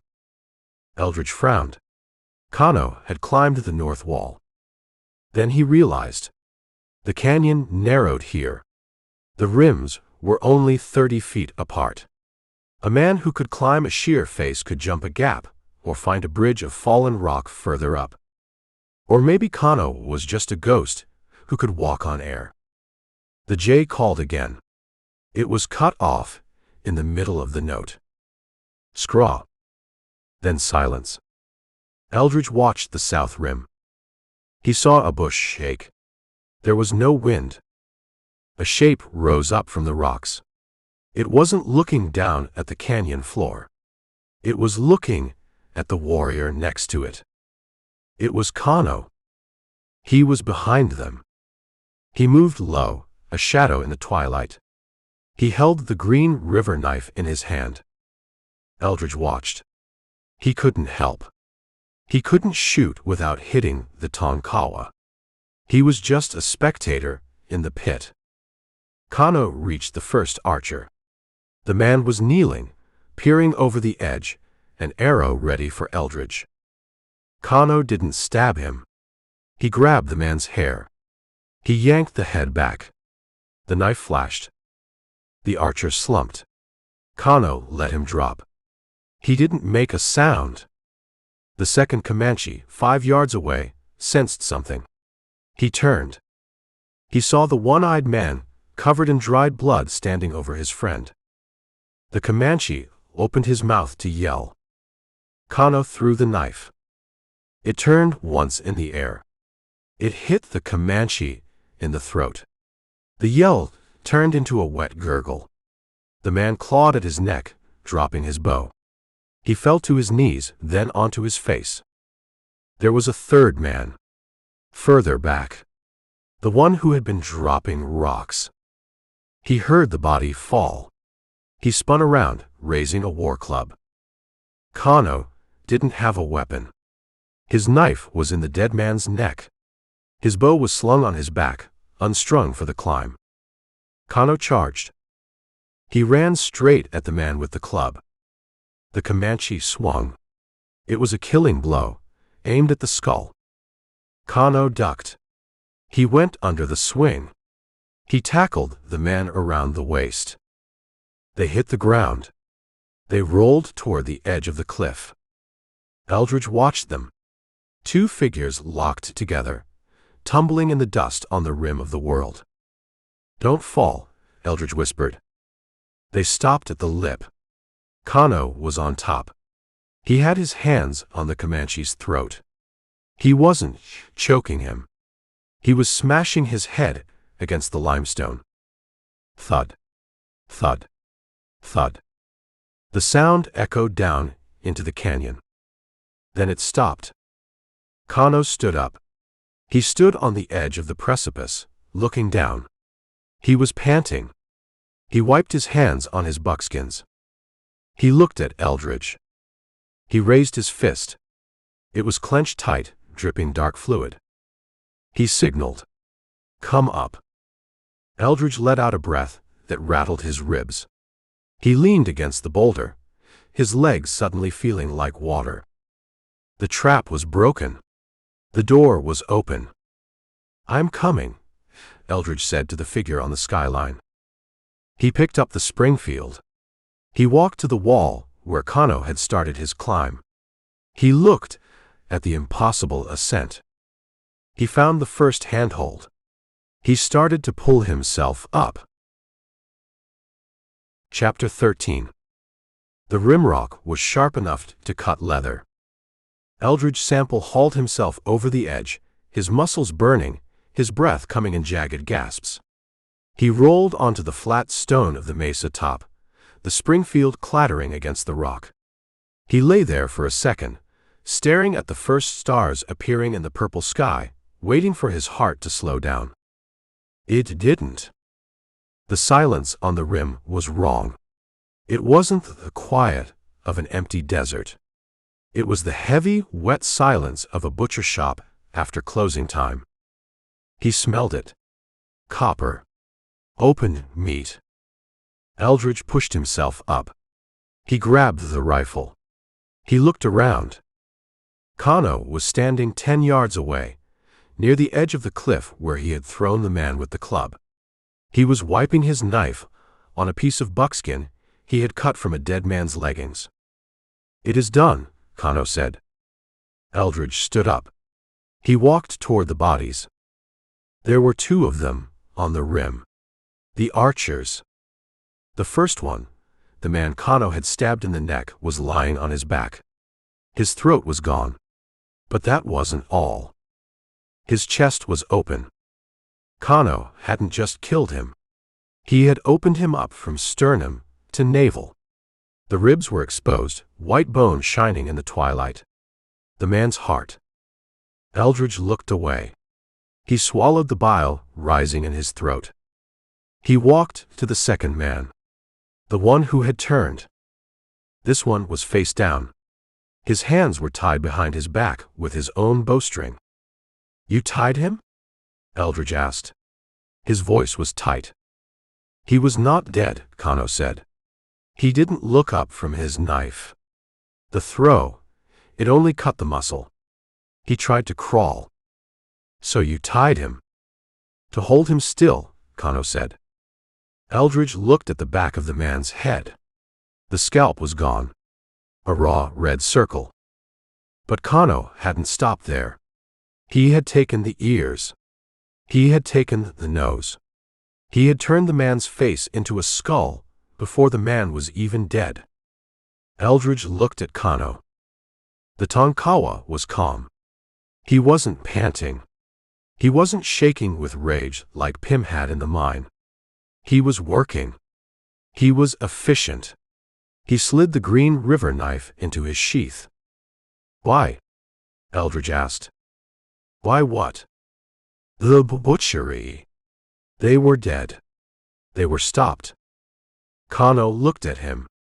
His one eye was flat, reflecting the last of the light. "They are not dead," Kano said. "They are messages." He walked over to the man with the open chest. He kicked the body. "Chato will send men back," Kano said. "To see why the arrows stopped. To see why the rocks do not fall. And they'll find this." "They will find fear," Kano said. "They will see that the gray wolf does not just bite. He eats." "I didn't do this," Eldridge said. "You are here," Kano said. "You held the rifle. You made the noise. We are the same." Eldridge looked at the blood on Kano's hands. He looked at the pouch on Kano's chest, bulging with fresh trophies. "We aren't the same," Eldridge said. "No." Kano stepped closer. He smelled of sweat and old blood and the fresh metallic scent of the kill. "You shoot a man from a mile away. You drop him in the dirt. You do not see his eyes. You do not feel his breath." Kano tapped his own chest. "I see them," Kano said. "I feel them. I take what they took from me." He pointed to the edge of the cliff. "The third one," Kano said. He went over. His head was soft. Before he fell. Eldridge walked to the edge. He looked down into the darkening canyon. He couldn't see the body, but he knew it was there, broken on the rocks where the bay horse was waiting. He looked back at Kano. The Tonkawa was adjusting his quiver. He checked the bowstring. He looked like a man preparing for a day's work, not a man who had just dismantled 3 human beings with a knife. Eldridge realized then. He hadn't rescued a victim back at the Tonkawa camp. He hadn't saved a man. He had unleashed a thing. A weapon that didn't have a safety catch. "You're a monster, Kano," Eldridge said. Kano stopped. He looked at Eldridge. He didn't smile. "Yes," Kano said. "And you are riding with me." He turned and started walking south along the rim, moving toward the spot where the canyon narrowed enough to jump or climb down. "The trail goes west," Kano said over his shoulder. "Chato is waiting." Eldridge stood alone with the mutilated dead. He felt the weight of the Springfield in his hands. It felt heavy. He looked at the open chest of the Comanche. He thought about the children, the boy and the girl. If Chato saw this, if he saw what was coming, would he kill the captives? Or would he run faster? "He'll run," Eldridge decided. Fear makes men run. He turned his back on the carnage. He followed Kano. He was riding with a monster. But the monster was hunting the devil. And right now, Eldridge Sample needed all the help he could get, even if it came with blood on its hands. Chapter 14. The sky didn't darken, it bruised. Eldridge Sample watched the northern horizon turn from a hard, bright blue to a deep, sickly purple that looked like a thumb pressed against a ripe fruit. The wind died. The heat, which had been a constant companion for 3 days, suddenly felt heavy, static, raising the hair on his arms. "Weather," Eldridge said. Kano didn't look up. He was riding the paint pony with his head down, watching the tracks of Chato's remuda. The pony tracks were deep here, cutting through a patch of soft sand. "Not weather," Kano said. "Earth." Eldridge looked back at the horizon. The purple bruise was growing. It wasn't a storm cloud. It was a wall.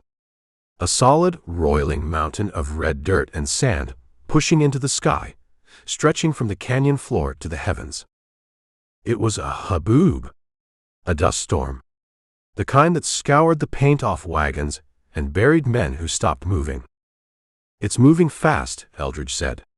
10 miles out. Maybe less. "It covers the trail," Kano said. He kicked the pony. "We must ride. We can't track in that. It'll wipe the ground clean in 5 minutes." "Then we do not track," Kano said. "We remember." He pointed west. The canyon opened up ahead, widening into a broad, flat plain before rising again into the Devil's Anvil. "Chato goes to the Anvil," Kano said. "He does not stop for dust. If we stop, he's gone." Eldridge looked at the wall of dust.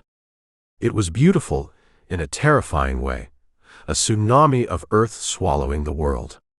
He could see lightning flashing inside it, jagged streaks of static electricity illuminating the red cloud. He pulled his bandana up over his nose. He pulled his hat low, cinching the stampede string under his chin. "Let's go," Eldridge said. They spurred the horses. They rode hard for a mile. The air grew cooler, dropping 20 degrees in seconds. The silence of the desert was replaced by a low, moaning roar that vibrated in the chest. Then it hit them. It wasn't like riding into rain. It was like riding into a solid object. The wind slammed into them, pushing the horses sideways. The light vanished. The sun was blotted out, turning the afternoon into a choking red twilight. Visibility dropped to 0. Eldridge couldn't see the bay's ears. He couldn't see Kano. He could only feel the grit stinging his exposed skin like birdshot. He squeezed his eyes shut, peering through slits. "Kano!" Eldridge yelled. The wind tore the word away. A shape loomed out of the haze to his left. The paint pony. Kano was right there, knee to knee. "Do not separate," Kano shouted. His voice was a rasp, filtered through a piece of buckskin he had tied over his face. "I can't see the ground," Eldridge yelled back. "Feel it." Kano pointed forward. "The wind, it comes from the north. Keep it on your right cheek. We ride west." They rode. It was a blind, stumbling progress. The horses fought the bit, trying to turn their tails to the wind. The dust was everywhere. It filled Eldridge's nose, coating his throat with a paste of mud. He coughed, spitting red phlegm. The world had shrunk to a circle 5 feet wide. Inside the circle there was a man, a horse, and a lot of dust. Outside there was nothing. Eldridge reached out. He touched Kano's arm. He needed to know the man was real. Kano didn't pull away. He leaned into the wind, his body angled against the gale. "Chato," Kano shouted. "He is in this. He is blind too." He stopped. Eldridge yelled. "He's huddled up somewhere waiting it out." "No." Kano shook his head. "Chato thinks the storm is his father. He rides. He uses the cloud to hide." "Hide from what?" "Us." "From everything." They pushed on. The wind howled, a constant shrieking note that drilled into the ears. Tumbleweeds flew past like cannonballs, striking the horses' legs. The bay stumbled on a rock, recovering with a grunt. Eldridge checked his compass. He held it close to his face. The needle was spinning wild, affected by the static in the air or just the magnetism of the iron rock. Useless. "We're drifting," Eldridge yelled. "We're going south." "No," Kano said. "West." "How do you know?" "The ground," Kano said. "It rises. We climb to the Anvil." Eldridge couldn't feel the rise. He felt like he was floating in a red ocean. But he trusted the Tonkawa. Kano wasn't navigating with instruments. He was navigating with hate. Hate has a magnetic north of its own. Hours passed. Or maybe minutes. Time had no meaning in the storm. The dust coated everything. Eldridge's coat was red. The horse was red. His eyelashes were heavy with grit. He heard a sound. It wasn't the wind. It was a clack. A hoof striking stone. It wasn't his horse. It wasn't Kano's. It was a head. Eldridge pulled up. He grabbed Kano's arm hard. "Stop." They halted. The wind roared around them. Eldridge leaned forward. He listened. Clack. Snort. A horse blowing out air. Close. 20 yards. "Riders," Eldridge whispered. Kano pulled the green river knife. He disappeared into the dust. He didn't ride away. He slid off the pony and vanished into the red fog. Eldridge unslung the Springfield. He kept the bay calm with a hand on its neck. He waited. The shapes materialized out of the gloom. Ghost riders. They were moving slow, heads down, wrapped in blankets. They were leading horses. Comanches. It was the drag of Chato's column. The rear guard. They had slowed down in the storm, bunching up. Eldridge was right on top of them. He saw the first warrior. He was walking, leading a lame pony. He wore a buffalo robe. He looked like a monster from a storybook, hulking and shaggy in the mist. He looked up. He saw Eldridge. For a second, neither man moved. The dust swirled between them. The Comanche stared at the white man on the bay horse. He blinked, his eyes red-rimmed. He dropped the lead rope. He reached for a carbine slung over his shoulder. Eldridge fired. He didn't aim. He pointed the Springfield and pulled the trigger. Boom. The flash lit up the dust cloud like a lightning strike inside a bottle. The bullet hit the warrior in the chest. He flew backward, vanishing into the haze as if the storm had eaten him. The silence broke. Shouts erupted from the fog. Guttural, angry cries. "Gray wolf," someone screamed. Eldridge racked the lever. Clack, clack. A rider charged out of the dust to his left. A Comanche on a war pony, swinging a club. Eldridge spurred the bay. The horse jumped forward, colliding with the pony. Shoulder hit shoulder. The lighter pony staggered. Eldridge swung the barrel of the rifle. It connected with the warrior's face. Bone crunched. The man fell. More shapes. More shouts. They were in the middle of them.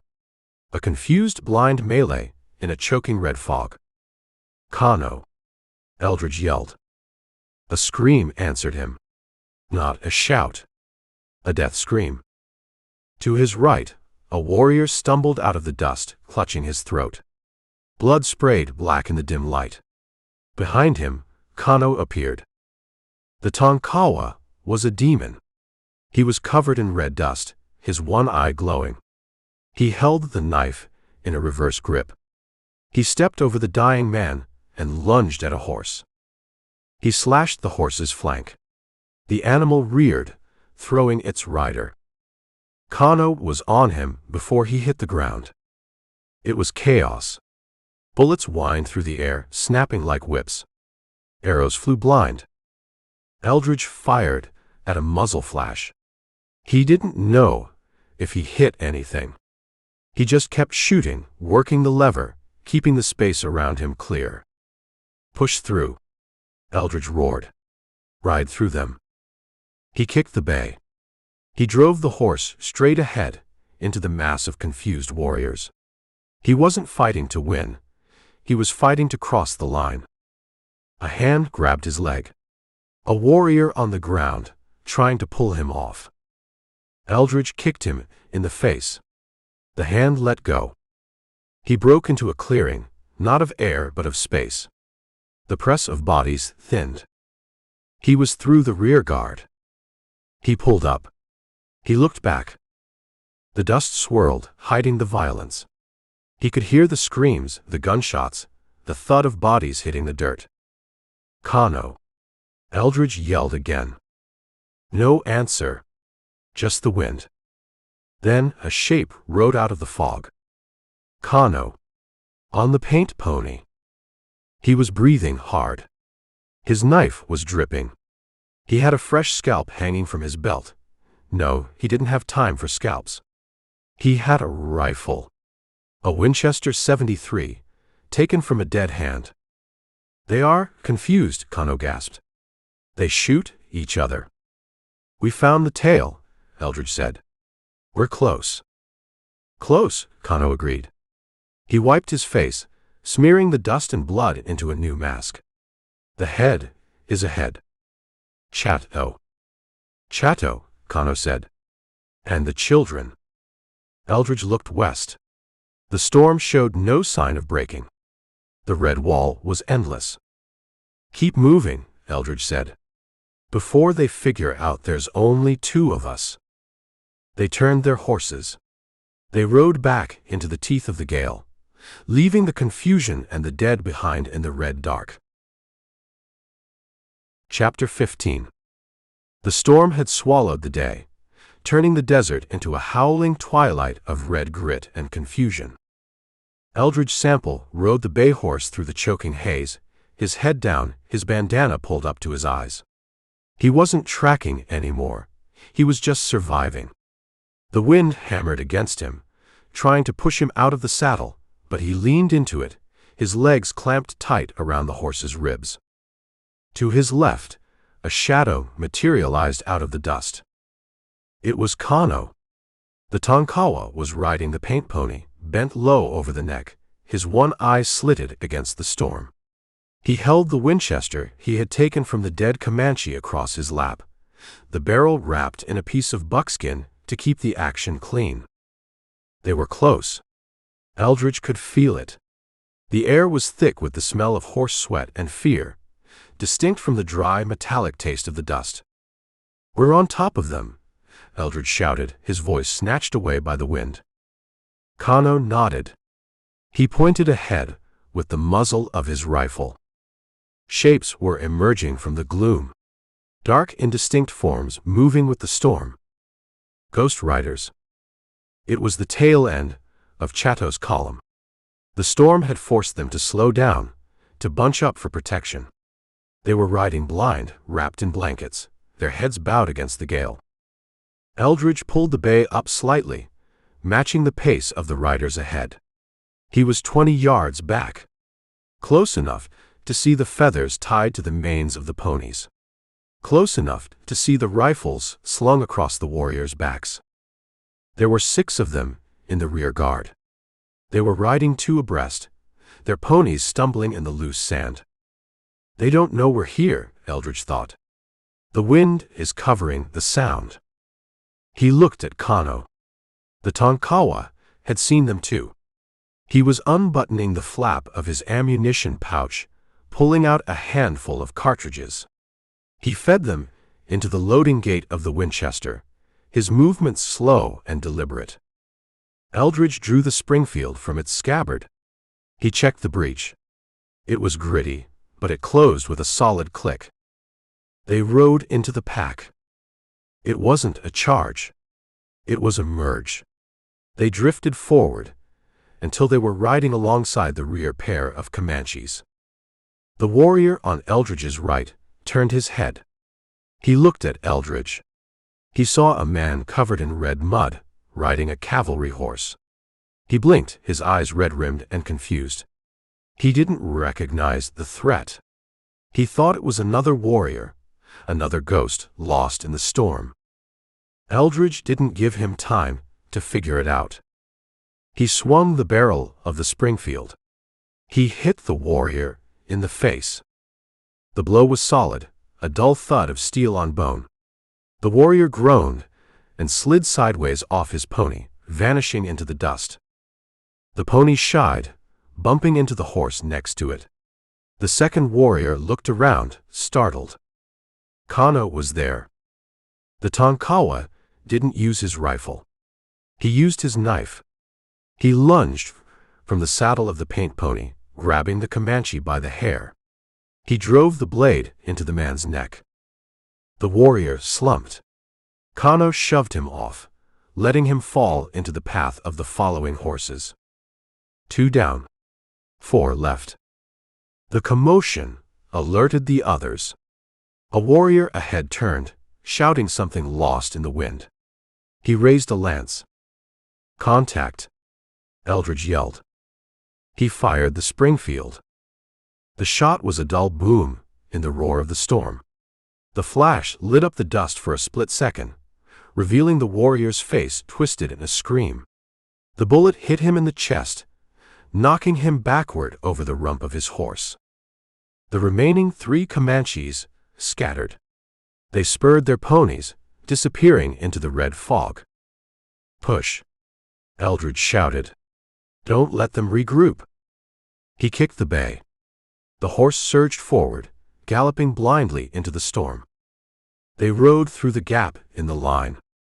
The dust swirled around them, hiding everything but the ground immediately in front of the hooves. Suddenly, the air cleared. Just for a second. A lull in the wind, a pocket of calm in the chaos. Eldridge saw them. 10 yards ahead, a pack pony was being led by a warrior on a big roan stallion. The pack pony was laden with bundles. But 2 of the bundles were alive. The children. They were tied to the pack saddle, back to back. Their heads hung low, bobbing with the motion of the horse. They were covered in dust, their clothes tattered. The girl's hair was matted with burrs. The boy's face was sun-blistered and raw. But they were moving. They were breathing. There. Eldridge pointed. The warrior on the roan saw him.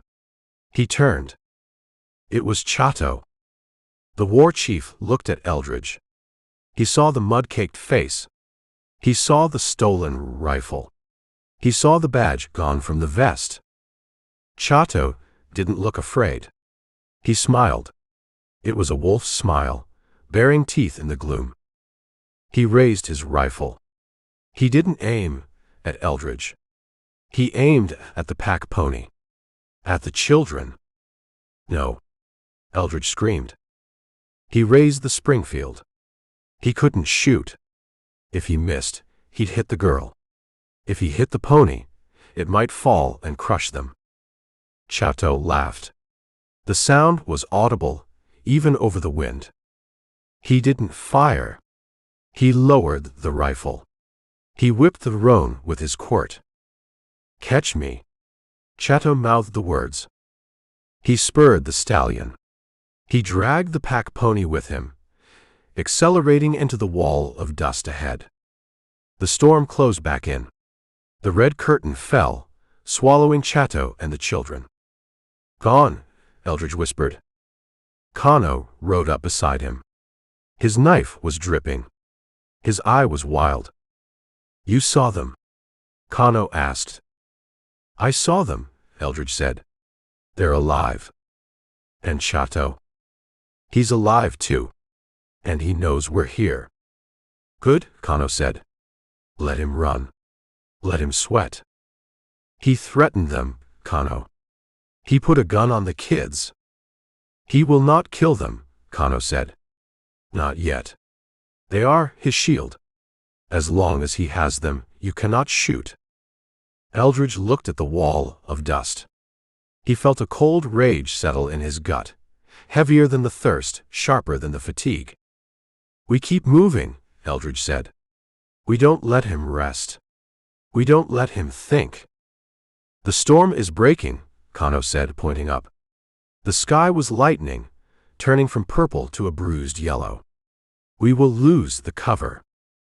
"Then we use the dark," Eldridge said. "We hunt him in the night."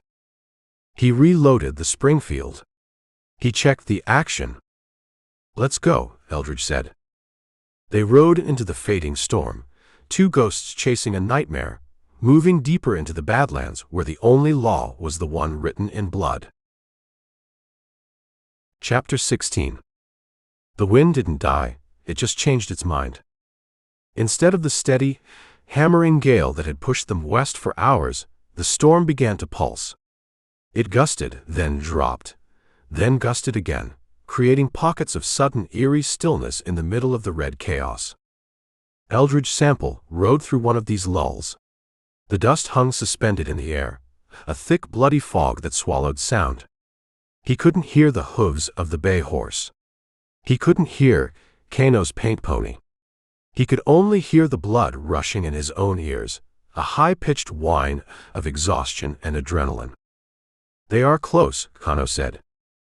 The Tonkawa was right beside him, a shadow emerging from the grit. He wasn't looking at the ground. He was looking straight ahead, his one eye wide, unblinking, trying to pierce the veil. He held the stolen Winchester across his chest, his finger resting on the trigger guard. "How close?" Eldridge asked. He wiped his mouth. The spittle was red mud. "I smell grease," Kano said. "Bear fat. And fear." Eldridge smelled it too. It was faint, drifting back on the erratic wind. The musk of unwashed men and terrified animals. "The rear guard is gone," Eldridge said. "We punched through. This is the main body." "The head of the snake," Kano agreed. They rode on. The bay horse stepped on a loose rock, stumbling. Eldridge jerked the reins, keeping the animal's head up. The horse was blown. It had run a stampede, a race, and now a storm. It was running on memory. "Easy," Eldridge whispered. "Don't quit on me now." The wind gusted again, tearing a hole in the dust curtain. For a second, the world opened up. A shaft of sunlight, filtered through the high clouds, struck the desert floor like a spotlight on a stage. And there they were, 30 yards ahead. It wasn't a column anymore. It was a cluster. The Comanches had slowed to a crawl, fighting the wind, huddled together for mass. Eldridge saw the warriors first. They were wrapped in blankets, heads bowed, rifles slung upside down to keep the sand out of the actions. They looked miserable. They looked like statues made of clay. Then he saw the pack pony. It was a small, shaggy Mustang, roped to the saddle horn of a warrior riding a big roan. The pack pony wasn't carrying loot. It wasn't carrying venison. It was carrying the reason Eldridge had ridden 500 miles. The children. They were tied back to back, straddling the pack saddle. They weren't moving. The boy was facing Eldridge. He was slumped forward, his chin on his chest. His shirt was gone, likely taken by a warrior who wanted the buttons. His skin was a map of blisters and sunburn, peeling in sheets. His hair, matted with dust and burrs, hung in his eyes. The girl was facing away. Eldridge could only see her back. She was wearing a dress that had once been blue gingham, now stained brown.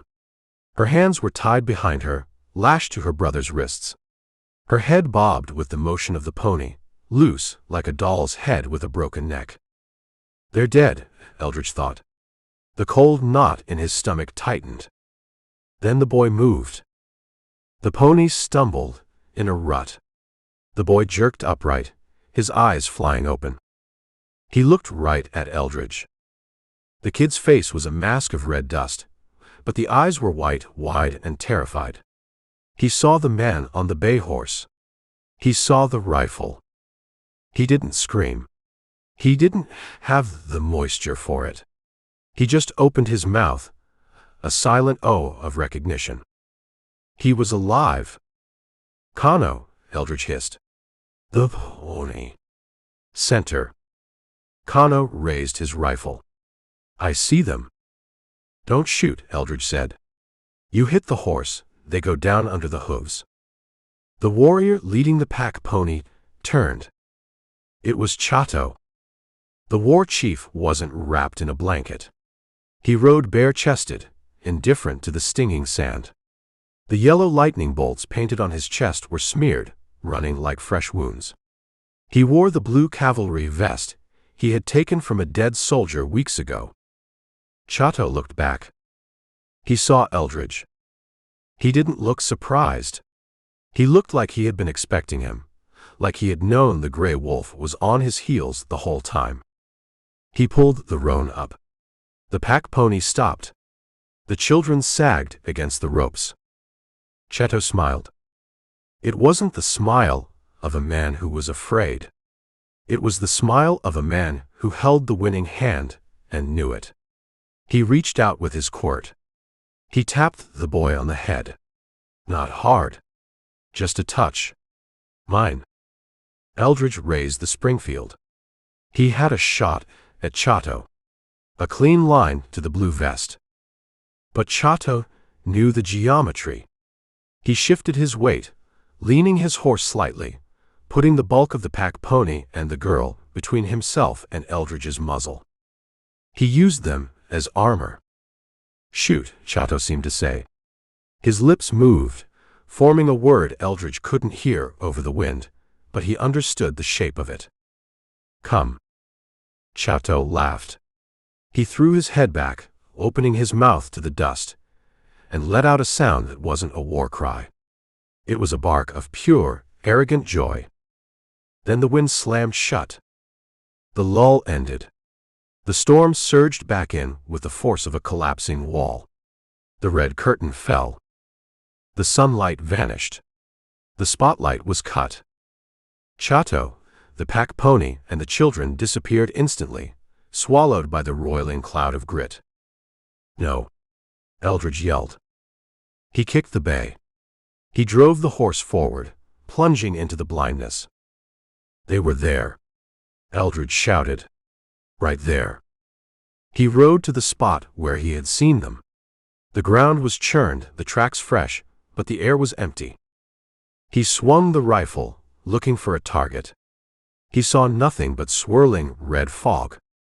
Kano rode up beside him. The Tonkawa was wiping his eye.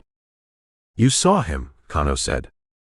I saw him use a little girl for a shield, Eldridge said. His voice was shaking. Not with fear. With a rage so hot it burned his throat. He knows you will not shoot, Kano said. He plays with you. He thinks he's safe. He is safe, Kano said.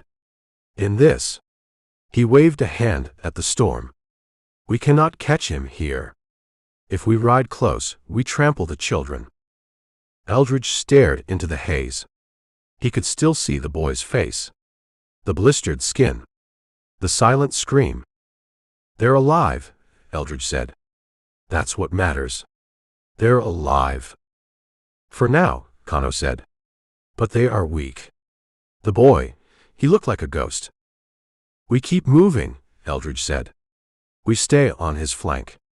When the wind dies, we take him. The wind will not die soon, Kano said. And the night is coming. Eldridge looked at the ground. The tracks were already filling in, the wind scrubbing the desert clean. I don't need tracks, Eldridge said. I know where he's going. The Anvil, Kano said. The Anvil. He's going to run them up there. He's going to fort up. Eldridge turned the bay. He checked the action of the Springfield, clearing the grit from the breach. He laughed, Eldridge said.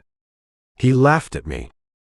He laughs because he thinks he is won, Kano said. Let him laugh. It makes him loud. Eldridge pulled his hat down tight. He wrapped the reins around his hand. He isn't going to be laughing when I take his hair, Eldridge said. It was the first time Eldridge had said it. He wasn't talking about justice anymore. He wasn't talking about the law. He was talking about scalping. Kano looked at him. The Tonkawa nodded once. He understood. The white man had finally crossed the line. Ride, Grey Wolf, Kano said. They pushed the horses forward, two shadows hunting in a world made of dust, chasing the echo of a laugh and the memory of a pearl button. Chapter 17. The wind didn't push anymore, it punched. A gust slammed into Eldridge Sample's left side, nearly unseating him. The bay horse staggered, its hooves sliding on a patch of slick rock hidden by the red fog. Eldridge grabbed the mane to stay on, his head tucked low.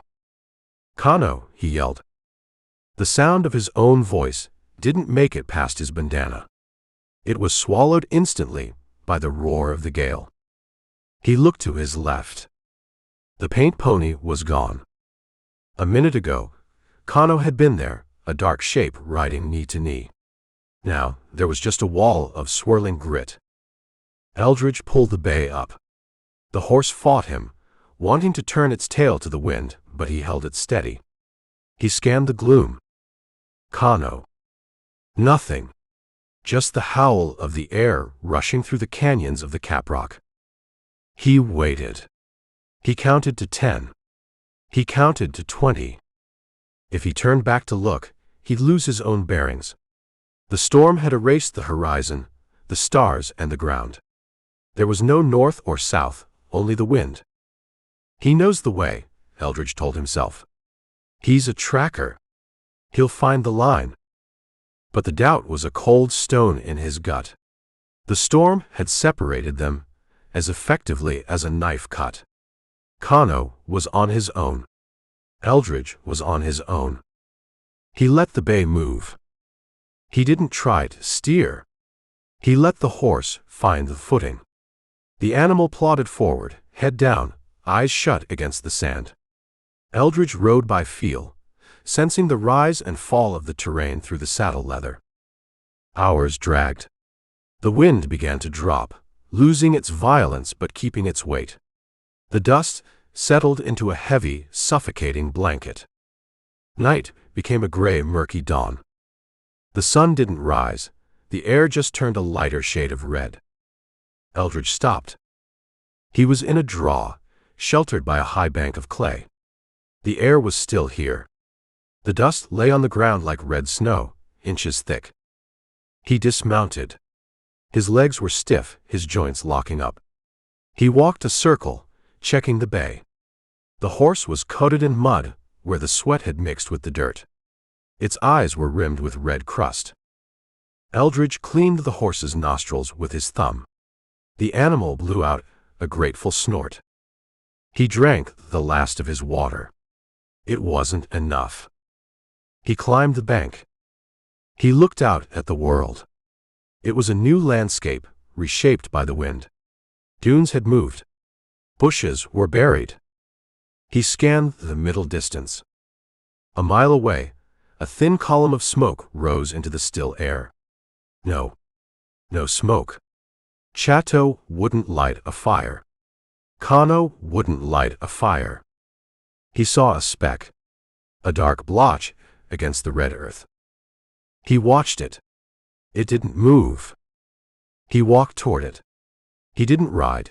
He led the horse, saving its strength. He walked for 20 minutes. The speck resolved into a man and a horse. Kano. The Tonkawa was sitting on a flat rock in the middle of a dry wash. The paint pony was standing nearby, its head drooping. Eldridge walked up. Kano didn't look up. He was busy. He held a jackrabbit in his hands. He had skinned it. The pelt lay on the ground, inside out. Kano wasn't cooking it. He was eating it. He tore a strip of raw meat from the leg with his teeth. He chewed slowly, staring at the ground. Blood smeared his chin, mixing with the red dust on his face. Eldridge stopped 10 feet away. "You didn't build a fire," Eldridge said. Kano swallowed. He looked up. His one eye was clear, cold. "Fire is smoke," Kano said. "Smoke is death. It's also how you cook meat." "The meat is wet," Kano said. "I needed the wet." He held out the carcass. The rib cage was cracked open. The heart was gone. "You want?" Kano asked. Eldridge looked at the raw rabbit. His stomach turned over, but his thirst was a living thing in his throat. "No," Eldridge said. "I'll wait." Kano shrugged. He took another bite. He ate with a grim, mechanical efficiency. He wasn't enjoying it. He was fueling the machine. "You got lost," Eldridge said. "I did not get lost," Kano said, chewing. "The wind pushed me to the south." I corrected. "I thought you went down." "The pony went down," Kano said. "In a hole." We walked for a long time. He finished the leg. He tossed the bones aside. He wiped his hands on his leggings. "Chato?" Kano asked. "Ahead," Eldridge said. The storm slowed him down too. He can't push the children in that wind. "He will stop," Kano said. "To clean the horses' noses. To let them breathe. Then we catch him." Kano stood up. He picked up the rabbit pelt. He used it to wipe the blood from his face. It just smeared it, making him look more like a demon than a man.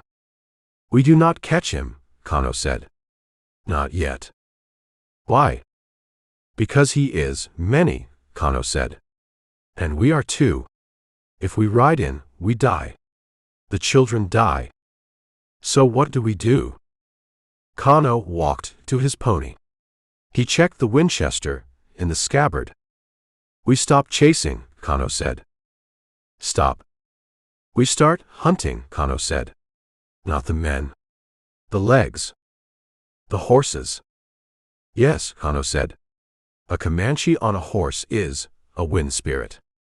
A Comanche on foot is just a man. A slow man." He looked at Eldridge. "You have the long gun," Kano said. "You have the eye. We take their legs. We make them walk." Eldridge looked at the Springfield. He thought about the range. He thought about Chato's arrogance. "If they walk," Eldridge said, "they get angry. They start fighting each other." "Yes," Kano said. "And when they fight, they make mistakes."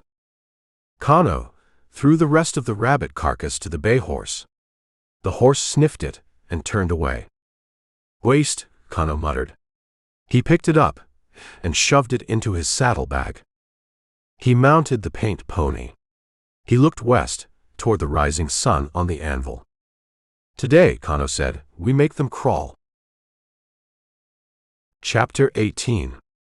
The heat waves shimmering off the hardpan distorted the air, turning the distant line of riders into wavering ghosts that stretched and compressed like reflections in a funhouse mirror. Eldridge Sample didn't trust his eyes. He trusted the brass tube of the scope he had scavenged. No, he didn't have a scope.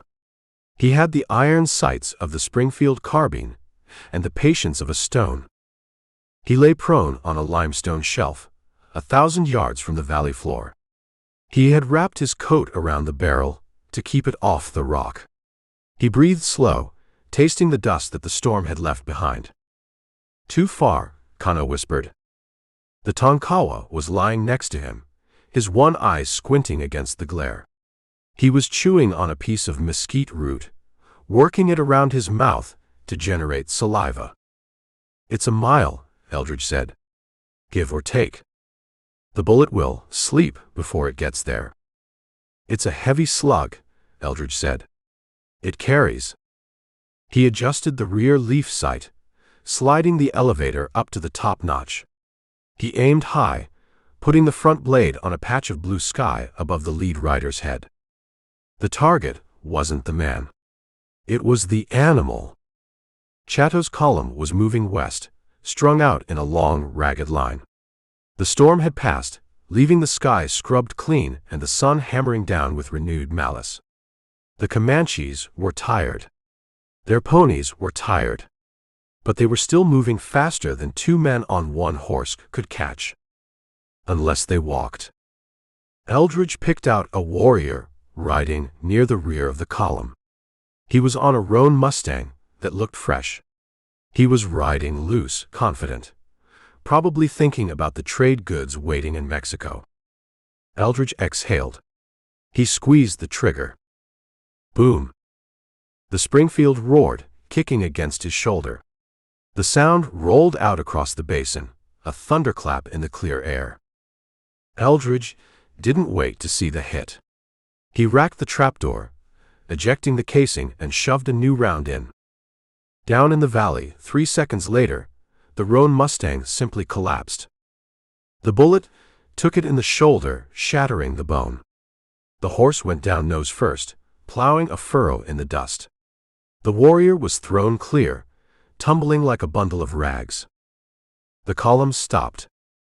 The Comanches wheeled their ponies, rifles coming up. They scanned the ridges. They looked for smoke. But at a mile, smokeless powder was just a whisper. They couldn't see Eldridge. They couldn't see Kano. They just saw a dead horse and a man standing in the dirt, cursing. Hit, Kano said. There was no joy in his voice, just the satisfaction of a ledger being balanced. One, Eldridge said. He watched through the shimmering air. The fallen warrior stood up. He kicked his dead horse. He looked at Chato, who had ridden back to see the damage. Chato gestured. Get up. But there were no spare horses. The remuda was thinning out. The warrior looked at a friend, riding a paint. The friend shook his head. He didn't want to ride double. Riding double in this heat killed horses. The unhorsed warrior started walking. He walks, Kano said. He hates it. Comanches are born on horses, Eldridge said. On the ground, they're just men with bow legs and bad tempers.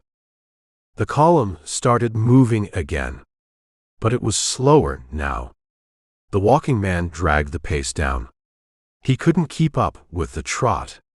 The others had to check their mounts, waiting for him. We move, Eldridge said. He stood up, keeping low below the skyline. He picked up the brass casing. He didn't leave sign. They walked back to the horses, the bay and the paint pony, tied in a draw.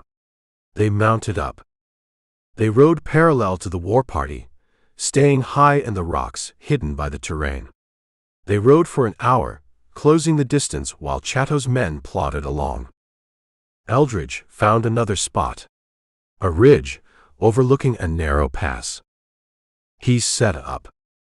This time, the range was closer. 800 yards. He picked a target near the front. A warrior riding a mule. Boom. The mule dropped. It didn't even twitch. The warrior hit the ground running, looking for cover that wasn't there. The column stopped again. This time, there was shouting. Eldridge could hear the faint, angry voices drifting up on the wind. The warriors were pointing at the hills. They were arguing. They know, Eldridge said. They know the wolf bites, Kano said. But they cannot see his teeth. They're getting jumpy. Good. Kano sharpened his knife on a piece of sandstone. Hish. Fear makes the belly sour. It makes the hand shake. The warrior, who had been riding the mule, tried to climb onto the back of another man's pony. The rider pushed him off. They shoved each other. Chato rode into the middle of them. He whipped them with his quirt. He pointed west. Move. Now there were two men walking. The pace slowed even more. Eldridge and Kano mounted up and moved again. It wasn't a battle. It was surgery. Eldridge was amputating the war party's mobility, one leg at a time.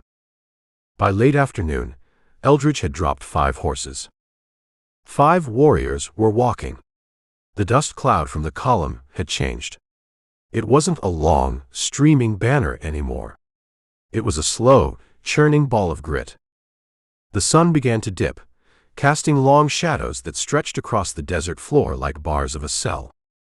Eldridge set up for the last shot of the day. He was on a high bluff. The Comanches were crossing a dry lake bed below. They were exposed. They were tired. They were angry. Eldridge looked through the sights. He saw Chato. The war chief was riding his big roan stallion. He was riding back and forth along the line, shouting at the walkers, whipping the stragglers. He looked furious. He looked powerless. He couldn't fight a phantom that struck from a mile away. Eldridge put the sight on the roan stallion. "Take him," Kano whispered. "Take the chief's legs." Eldridge hesitated. If he shot Chato's horse, Chato would be on foot. He would lose his command presence. The others might leave him. But if he shot Chato's horse, Chato might take the pack pony. The one with the children. Eldridge shifted his aim. He aimed at a warrior riding flank. A big man on a sorrel. Boom. The sorrel pitched forward. 6 walkers. The column halted. They didn't even look for cover this time. They just stopped, heads hanging. Eldridge watched. The unhorsed warrior walked up to a man riding a pinto. He said something. He grabbed the bridle. The man on the pinto kicked him. The walker pulled a knife. "They are eating each other," Kano said. Chato rode up. He leveled his rifle at the man with the knife. The man backed down. He sheathed the blade. He started walking, kicking at the dirt. "The glue is melting," Eldridge said. "They are not a tribe," Kano said. "They are a pack. When the meat runs out, the pack turns." Eldridge stood up. He rubbed his shoulder. The recoil of the heavy Springfield had left a deep bruise, but it was a good pain. It was the pain of work getting done. "We stop here," Eldridge said. "We let them sleep on it." "They will not sleep," Kano said. "They will listen for the thunder." "That's the point." Eldridge walked back to the horses. He gave the bay the last of the water in his canteen. "We need a well tomorrow," Eldridge said.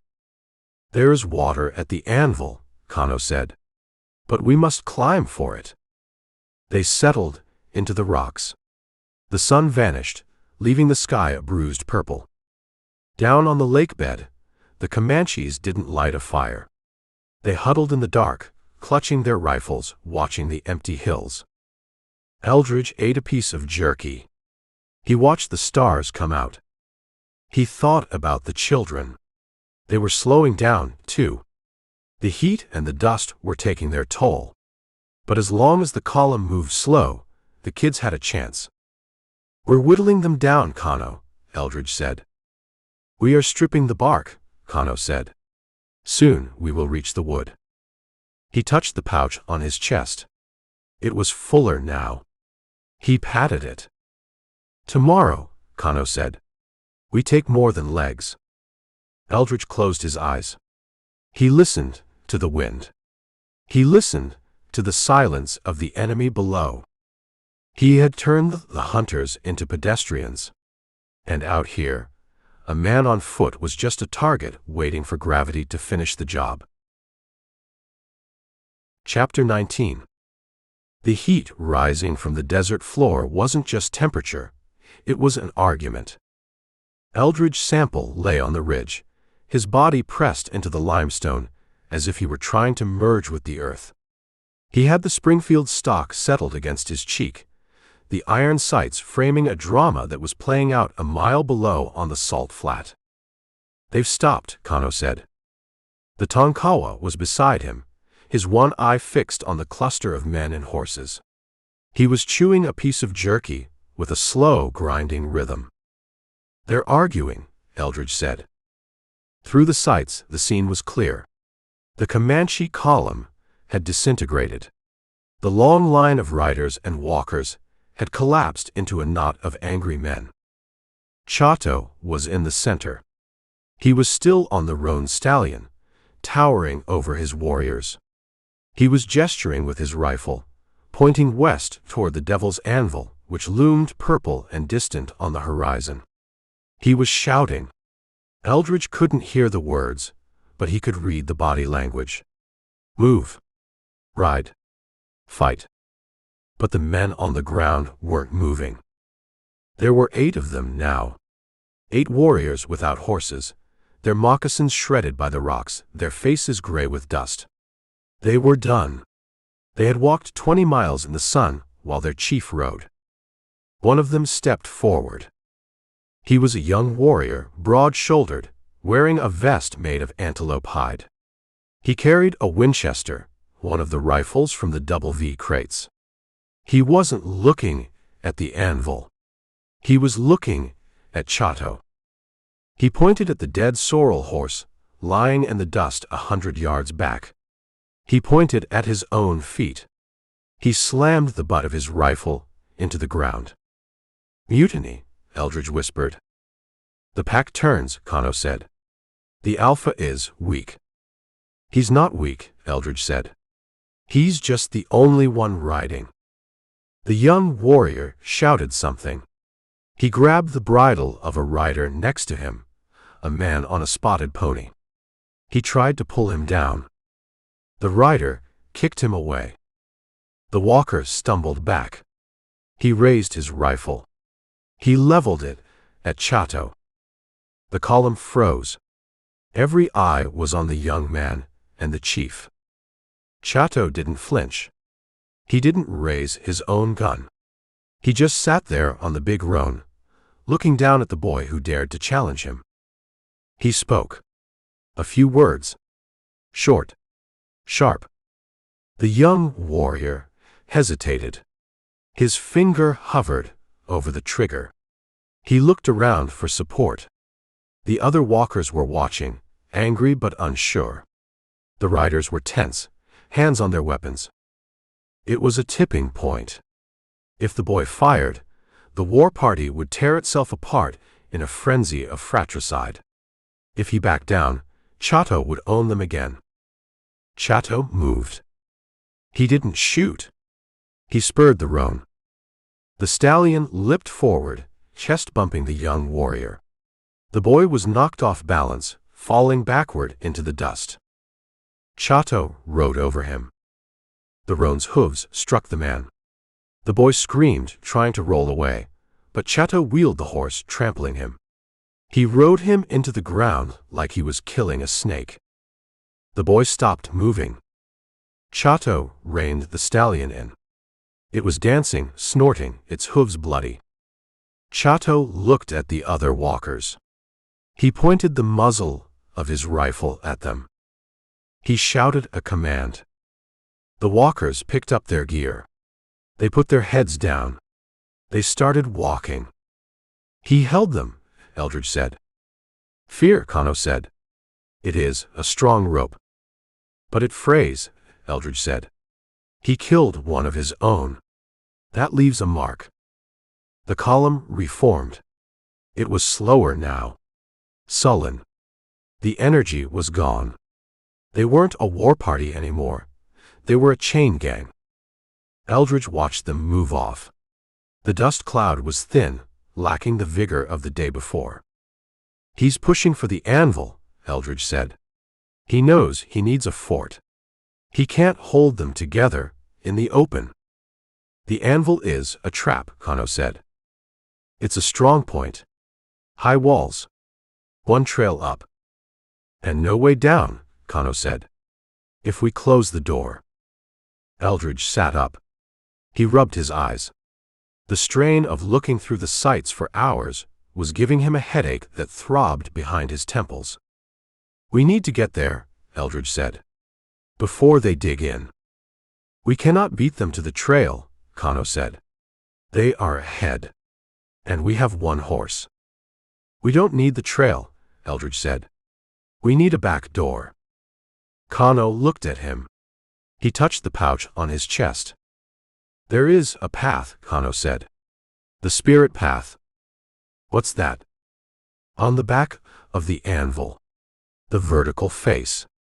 The old ones, they used it to reach the eagles. Is it climbable? For a goat, Kano said. Or a man who does not care if he falls.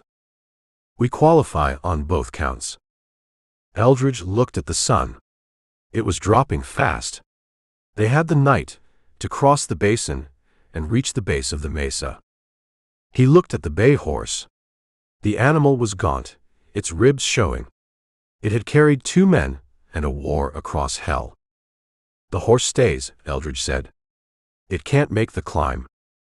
We leave it, Kano agreed. It has earned grass. They stood up. Eldridge checked the Springfield. He had 10 rounds left. Kano had his bow and a quiver full of arrows he had scavenged or made. One more night, Eldridge said. One more, Kano said. They walked back to the bay. Eldridge stripped the saddle. He dropped it in the dirt. He unbridled the horse. He rubbed its ears.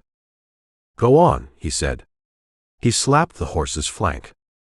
The bay trotted away, heading toward a distant patch of green where a seep might be. It didn't look back. Eldridge shouldered the saddlebags. He picked up the rifle. They started walking. They moved west, following the tracks of the sullen army ahead of them. The sun set, painting the desert in blood red and deep purple. The Anvil loomed ahead, a black block against the stars. It looked like an altar waiting for a sacrifice. Chato thinks he is climbing to safety, Kano said. He's climbing into a box, Eldridge said. And we, Kano said, touching the handle of his knife, are the lid. They walked into the dark, silent and deadly, 2 men with nothing left to lose but the weight of their own hate. Chapter 20. The Devil's Anvil didn't look like a mountain. It looked like a piece of the earth that had been punched up from the bottom by a giant fist and left to harden in the sun. It rose 1,000 feet from the basin floor, a sheer block of basalt and red sandstone with sides as smooth as a polished boot. The top was flat, a mesa cut off from the world, rimmed with broken rock that offered cover for 100 men. Eldridge Sample lay in the scrub at the base of the tailless slope. He adjusted his hat, pulling the brim low to cut the glare. He picked a good spot, Eldridge said. Kano was beside him. The Tonkawa was cleaning his fingernails with the point of his knife. He didn't look at the mountain. He looked at the trail of dust settling in the switchbacks.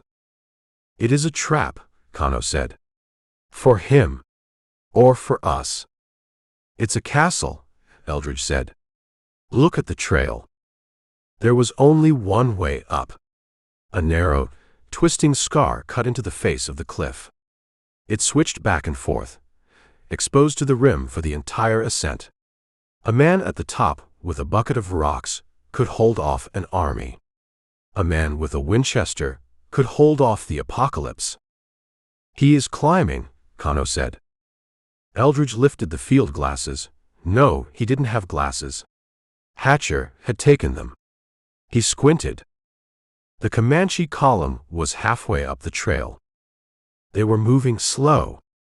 The horses were spent. The warriors were walking, leading the ponies by the reins. They looked like a line of ants, carrying crumbs to the hill. Chato was in the lead. He was still riding the roan stallion, forcing the animal up the grade.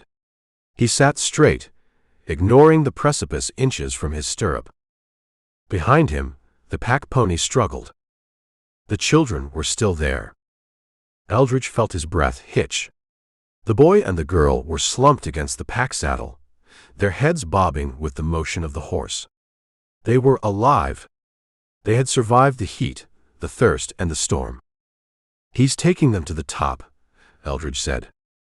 To the sky, Kano said. He thinks he is an eagle. He thinks he's safe. He knows we can't shoot. It was true. If Eldridge fired now, if he dropped a horse on that narrow ledge, the whole column would pile up. Animals and children would go over the edge, tumbling 1,000 feet to the rocks below. Chato knew it. He didn't even look back. He rode with the confidence of a man holding a hostage shield. We watch, Eldridge said. They lay in the heat for an hour. They watched the slow, agonizing ascent.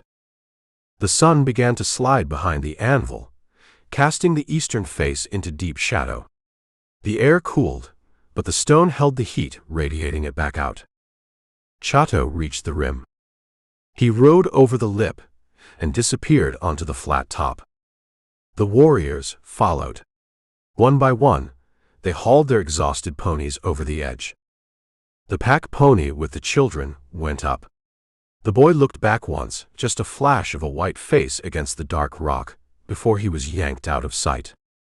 The rearguard, the sullen walkers, scrambled up last. Then nothing. The trail was empty. The mountain was silent. They are up, Kano said. They have the high ground. They have the water. There's water up there? A tank, Kano said. Rain water. Deep in the rock. It never dries. So they can wait. They can wait until the snow flies, Kano said. They have the beef from the ranch. They have the water. They have the guns. Eldridge rolled onto his back. He looked at the sheer face of the cliff. It was a wall. A fortification built by geology. If we go up that trail, Eldridge said, they'll pick us off before we make the first turn. They will drop stones, Kano said. They will laugh. We can't starve them out. We don't have the time. The kids don't have the time. Kano sheathed his knife. He sat up, crossing his legs. He looked at the mountain with a hunger that was terrifying. We do not starve them, Kano said. We burn them. Rock doesn't burn, Kano. Grass burns, Kano said. Brush burns. The top of the anvil, it is covered in dry sage. Like tinder. How do we get up there to light it? We fly, Kano said. Eldridge looked at him. The Tonkawa wasn't joking. He was deadly serious. There is another way, Kano said. Not a trail. A crack. Where? On the back, Kano said. The north face. The shadow side. Is it guarded? No, Kano said. Because only a lizard goes there. Or a spirit. Or two fools with a grudge. Yes. Movement on the rim caught Eldridge's eye. He rolled back over. Chato had returned to the edge. He was standing on a pulpit of rock that jutted out over the abyss. He wasn't hiding. He was wearing the blue vest. He held a rifle over his head. He yelled. The sound drifted down, thin and distorted by the distance, but the tone was unmistakable. It was a challenge. He's calling you out, Eldridge said. He is calling the ghosts, Kano said. He says, I am here. Come and die. Chato fired a shot into the air. The puff of smoke was gray against the blue sky. Then he turned and walked back into the safety of his fortress. Sentries appeared on the rim. 3 of them. They took positions behind boulders, watching the switchbacks. They settled in. They were secure. They knew that no one could come up that trail without dying. Eldridge looked at the sun. It was touching the horizon. He feels safe, Eldridge said. That is his sickness, Kano said. He thinks the rock protects him. It's doing a good job so far. Eldridge sat up. He checked the Springfield. He had 5 rounds left. 5 chances to make a difference. He looked at Kano. The Tonkawa was adjusting his moccasins, tightening the laces. He looked ready. He looked like he was going to a dance. This crack, Eldridge said. Can we climb it in the dark? The dark is better, Kano said. The eyes cannot see the fear. I'm not worried about fear. I'm worried about gravity. Gravity is fair, Kano said. It takes everyone the same. Eldridge looked at the anvil one last time. It loomed over them, a black monolith blocking out the stars. It was a tombstone, waiting for names to be carved on it. We wait for full dark, Eldridge said. Then we circle to the north. Yes, Kano said. We go to the shadow side. They ate the last of the jerky. They drank the last of the water from the canteen. They sat in the scrub, 2 specks of dust at the foot of a mountain, watching the fires of the enemy flicker on the rim high above. They weren't planning a battle. They were planning an ascent into hell. Tonight, Eldridge whispered. Tonight we see who falls. Chapter 21. The north face of the Devil's Anvil didn't catch the starlight. It swallowed it. Eldridge Sample stood at the base of the rock wall, tilting his head back until his neck cricked. He couldn't see the rim. He could only see a vertical expanse of blackness that seemed to lean out, pressing against the sky. The wind here was different. It didn't howl like it did in the pass. It hissed, a sibilant whisper as it cut through thousands of cracks and fissures in the basalt. This isn't a path, Eldridge said.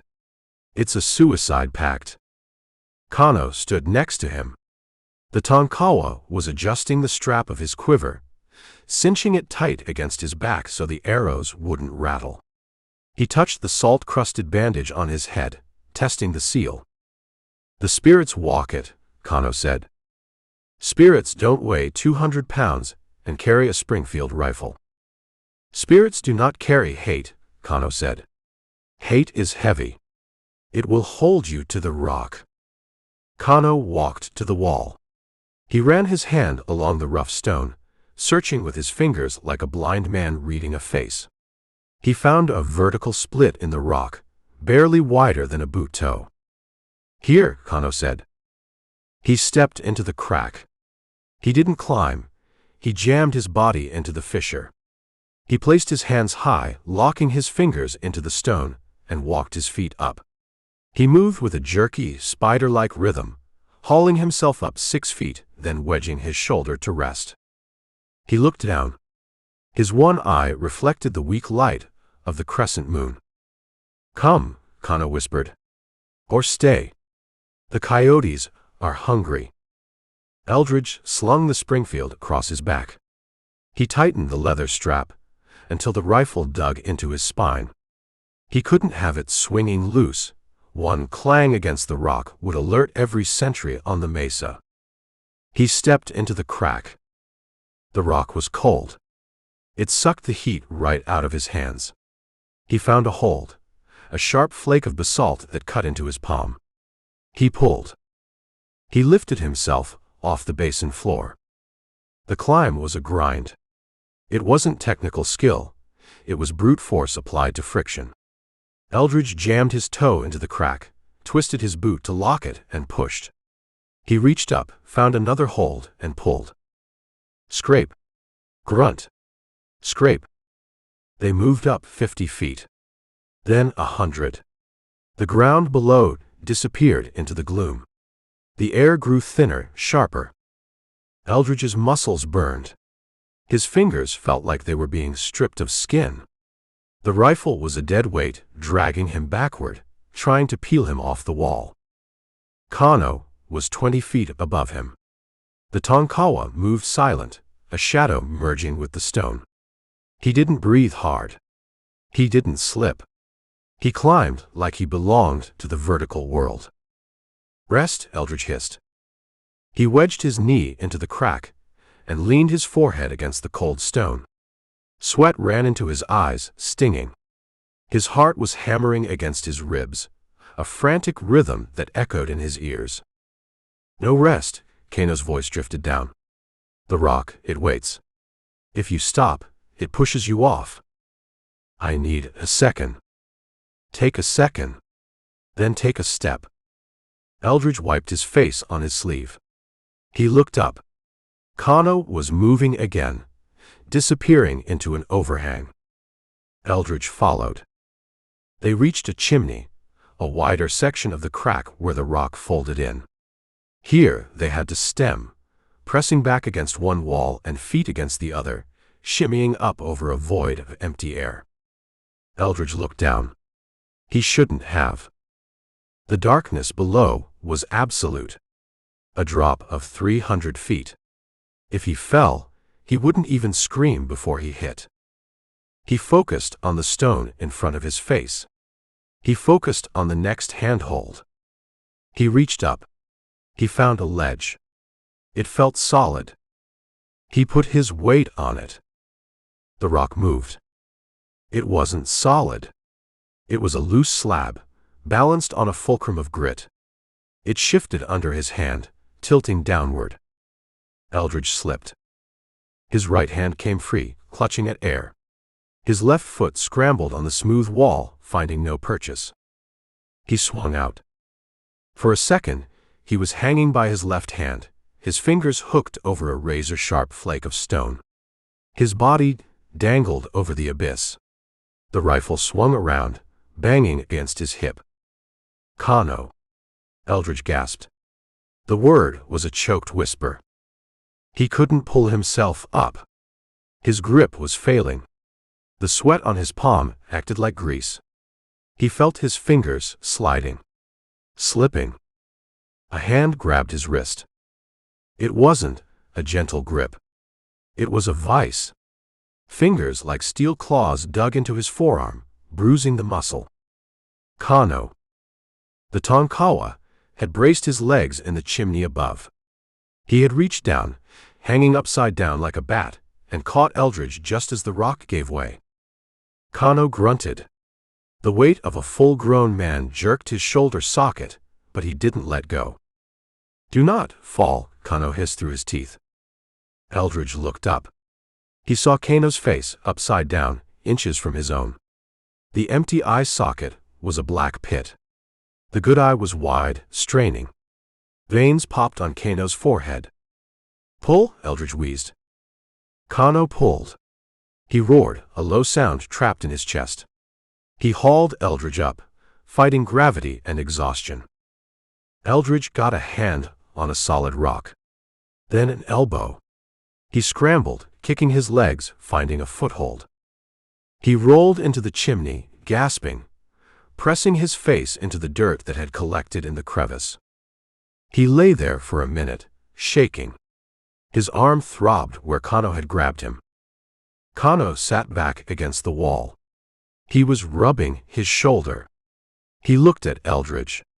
He didn't ask if he was okay. He didn't offer comfort. "You are heavy," Kano said.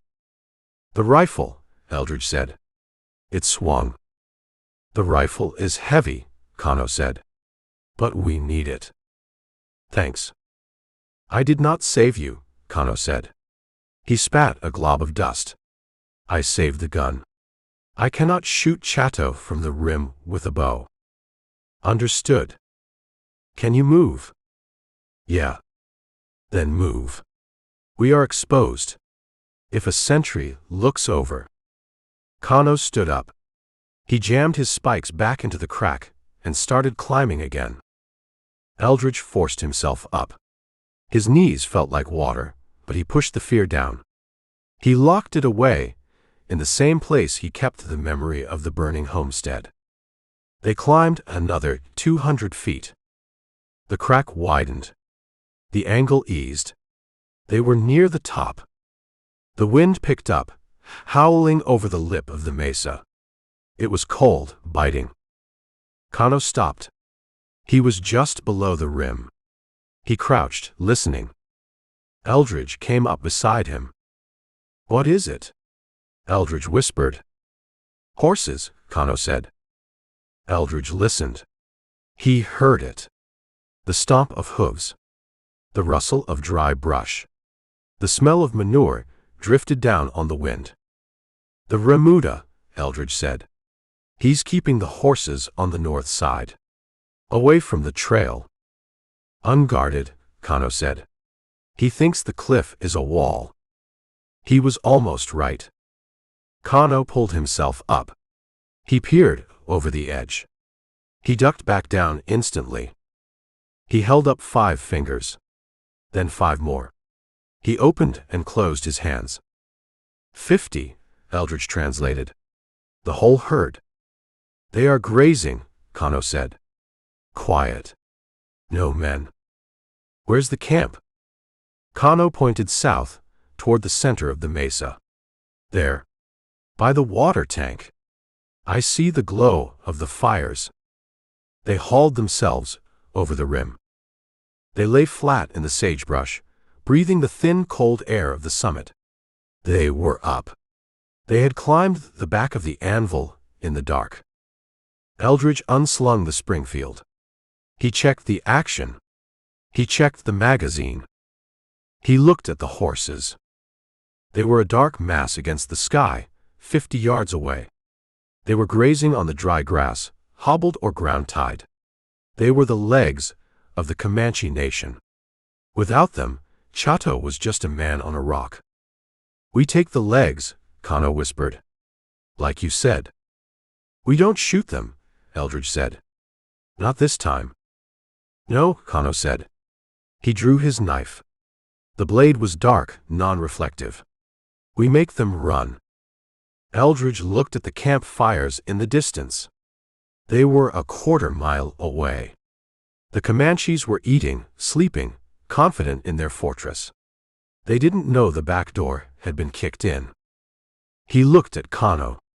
The Tonkawa was vibrating with energy. He wasn't tired anymore. He was close. "The drop," Eldridge said. "What?" "The south rim," Eldridge said. "Where the trail comes up. It's a straight drop." "Yes." "If we push the horses." Kano smiled. It was a terrifying sight in the moonlight. "They will fly," Kano said. Eldridge nodded. He buttoned his coat. "Let's start a stampede," Eldridge said. He stood up, keeping low. He moved toward the herd, the wind at his back, the rifle in his hands, ready to turn the devil's anvil into a slaughterhouse. Chapter 22. The horses were grazing on the only flat ground the mesa offered, a patch of galeta grass that had survived the wind. They were dark shapes moving against the star field, 50 of them, quiet, except for the tearing of grass and the occasional stomp of a hoof. Eldridge Sample lay on his belly in the sagebrush. He watched them. These weren't broken-down nags. These were war ponies. Mustangs bred for endurance, painted for battle, stolen from ranches across 3 territories. They were the muscle of the Comanche nation. "They smell us," Kano whispered. The nearest pony, a sorrel mare with a white stocking, lifted her head. She blew air through her nostrils, a soft snort of inquiry. She didn't spook, she just watched the shadows where the 2 men lay. "We have to move fast," Eldridge said. "If one runs, they all run. But we have to make them run the right way." "To the edge," Kano said. He wasn't looking at the horses with admiration. He was looking at them like a carpenter looks at a table he's about to smash. "The trail is on the south rim," Eldridge said. "It's narrow. If they hit it at a gallop, the lead horses will jam up. The ones behind, they'll push them over." "Good," Kano said. "It's a waste of good horseflesh." "It is war," Kano said. "Without legs, Chato is just a man on a rock. A man on a rock gets thirsty."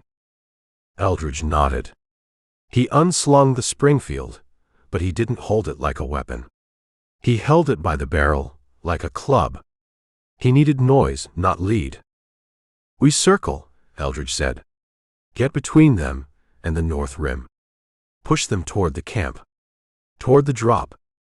They separated. Eldridge crawled to the left, moving through the brush on his elbows. The ground was cold, the stone biting into his forearms. He kept his eyes on the campfires flickering a quarter-mile away. The Comanches were singing, not a war song, but a low rhythmic chant accompanied by a drum. They were comfortable. They were eating Vance's beef and drinking his whiskey, secure in the knowledge that the only way up the mesa was guarded by 3 men with rifles. They didn't know the back door had been left unlatched. Eldridge reached his position. He was on the north edge of the herd. The horses were between him and the camp. He stood up. He didn't yell. Not yet. He just let his silhouette break the skyline. The sorrel mare saw him. She stiffened. Her ears pinned back. Eldridge waved his coat. The mare shied. She took a step back, bumping into a roan gelding. The gelding bit her. The mare kicked out. A ripple of tension went through the herd. Heads came up. Grass fell from mouths. Kano stood up on the east flank. He was holding a blanket he'd taken from his pack. He snapped it in the air. Crack. The sound was sharp, like a pistol shot. The herd flinched. They turned away from the noise, turning toward the south. Toward the camp. Toward the trail. "Hya!" Eldridge yelled. He ran at them. He swung his coat. He screamed, a raw, throat-tearing sound designed to trigger the flight instinct that lived in the brain of every prey animal. "Get. Go on." Kano joined in. He didn't scream words. He let out a high, ululating cry that sounded like a coyote being skinned alive. The herd broke. It wasn't a gradual start. It was an explosion. 50 horses went from standing to a full gallop in 3 strides. The ground shook. The sound of hooves on the rock was a rolling thunder that drowned out the drumbeat in the camp. The horses charged south. They swept through the sagebrush, a dark wave of muscle and panic. In the camp, the singing stopped. Men jumped up. They saw the stampede coming out of the dark. They didn't grab weapons, they grabbed air, diving out of the way. "Horses!" someone screamed in Comanche. "Loose horses." Chato's men thought the animals had spooked at a lion or a ghost. They tried to wave their arms to turn them. You don't turn a stampede on foot. The lead ponies hit the camp perimeter. They crashed through the brush shelters, scattering coals from the fire, trampling bedrolls. A warrior was knocked flat, rolling under the hooves, lucky not to be crushed. The herd kept going. They were blind with fear, driven by the two demons shouting behind them. They headed for the only exit they knew, the trailhead. The trail was a notch in the rim, 10 feet wide, dropping steeply into the dark. The lead horses saw the drop. They tried to stop. They slid, their haunches dropping, iron shoes sparking on the flint. But the horses behind them didn't stop. They couldn't. They were pushed by the weight of the herd. The jam happened at the lip. Horses collided. Bodies slammed together. Squeals of pain and terror cut through the night. Then, gravity took over. The first horse, a paint, was shoved off the edge. It went over silently, legs flailing in the moonlight. The second horse screamed. It was a long, terrifying sound that faded as it fell. Then another. And another. They poured over the rim like water. A waterfall of horseflesh. They tumbled down the 1,000-foot face of the Devil's Anvil, bouncing off the rock, breaking on the tailless slope below. The sound of the impacts drifted back up. Crunch. Thud. Sickening, wet noises. Eldridge stopped running.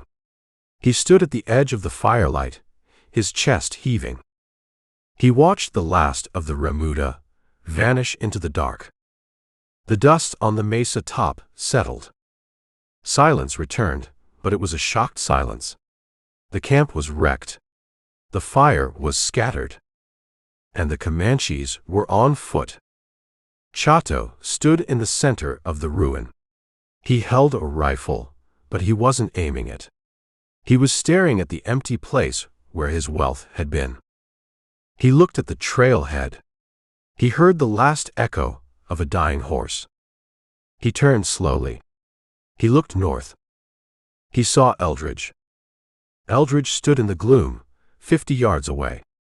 He was just a shape, a man with a rifle held loose at his side.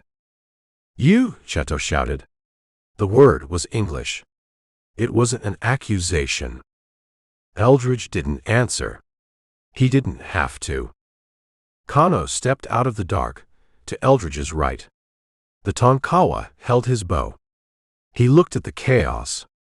He looked at Chato. Kano smiled. "Now you walk," Kano yelled in Comanche. Chato raised his rifle. He fired a snapshot from the hip. The bullet whined past Eldridge, high and wide. "Cover," Eldridge ordered.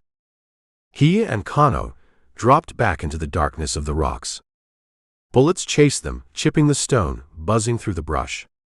The Comanches were firing blindly, enraged, shooting at the night that had just stolen their legs. Eldridge slid behind a slab of granite. He checked his pockets. He found the box of matches he had taken from the dead bandit days ago. "They're awake," Eldridge said. "They are broken," Kano said. He was crouching nearby, his eye gleaming. "Did you hear them fall?" "It sounded like rain." "It sounded like waste," Eldridge said. "But it worked." He looked at the brush around them. Dry sage. Juniper. It hadn't rained in months. "The wind," Eldridge said. "It blows south," Kano said. "Toward the camp." Eldridge struck a match. He cupped the flame. "We took their horses," Eldridge said. "Now let's take their roof." He touched the match to a dead bush. The leaves caught instantly, crackling with a fierce yellow heat. "Fire on the mesa," Eldridge whispered. He stood up and moved to the next bush. And the next. Chapter 23. The sagebrush didn't burn like wood, it burned like oil. 1 second, it was a dry, gray bush rattling in the wind. The next, it was a torch, a ball of orange gas exploding upward. The heat was instant, a slap in the face that forced Eldridge Sample to turn his head. He lit another. And another. He moved in a crouch, striking matches on his thumbnail, tossing them into the base of the brush. He was painting a line of fire across the northern width of the mesa, a line that the wind caught and shoved south. "It runs," Kano said. The Tonkawa was 20 yards to the left, working his own line. He didn't have matches. He was carrying a burning branch, touching it to the scrub, spreading the contagion. The wind howled over the rimrock, feeding the flames oxygen, bending them flat against the ground so they licked forward like tongues. The sound changed from a crackle to a roar, a low-frequency rumble that vibrated in the soles of Eldridge's boots. "Move!" Eldridge yelled over the noise. "Flank it." They ran to the sides, getting out of the path of the inferno they had just created. They hugged the rimrock, moving parallel to the fire front. Down in the camp, the Comanches had stopped shooting at the shadows. They had stopped worrying about the two men with guns. They were looking at the wall of fire rolling toward them. It was a terrifying sight. A wave of heat and light, 20 feet high in places where the juniper caught, moving faster than a man could run. The smoke billowed up, blotting out the stars, turning the night into a choking red hell. "They are trapped," Kano shouted. He was grinning. His one eye reflected the flames, like rabbits in a hole. "They're going to break," Eldridge said. "They have to." The Comanches were screaming now. Not war cries. Panic. They grabbed their blankets, their rifles, their saddles. They looked for the horses that weren't there. Chato stood in the center of the confusion. He was shouting orders, pointing toward the south rim, toward the trail. "Go!" Chato roared. To the trail. Down. He knew. He knew the mesa top was a skillet, and they were the bacon. If they stayed, they cooked. The warriors ran. They abandoned the camp. They abandoned the loot. They sprinted for the trailhead, a mob of terrified men trying to funnel into a 10-foot gap.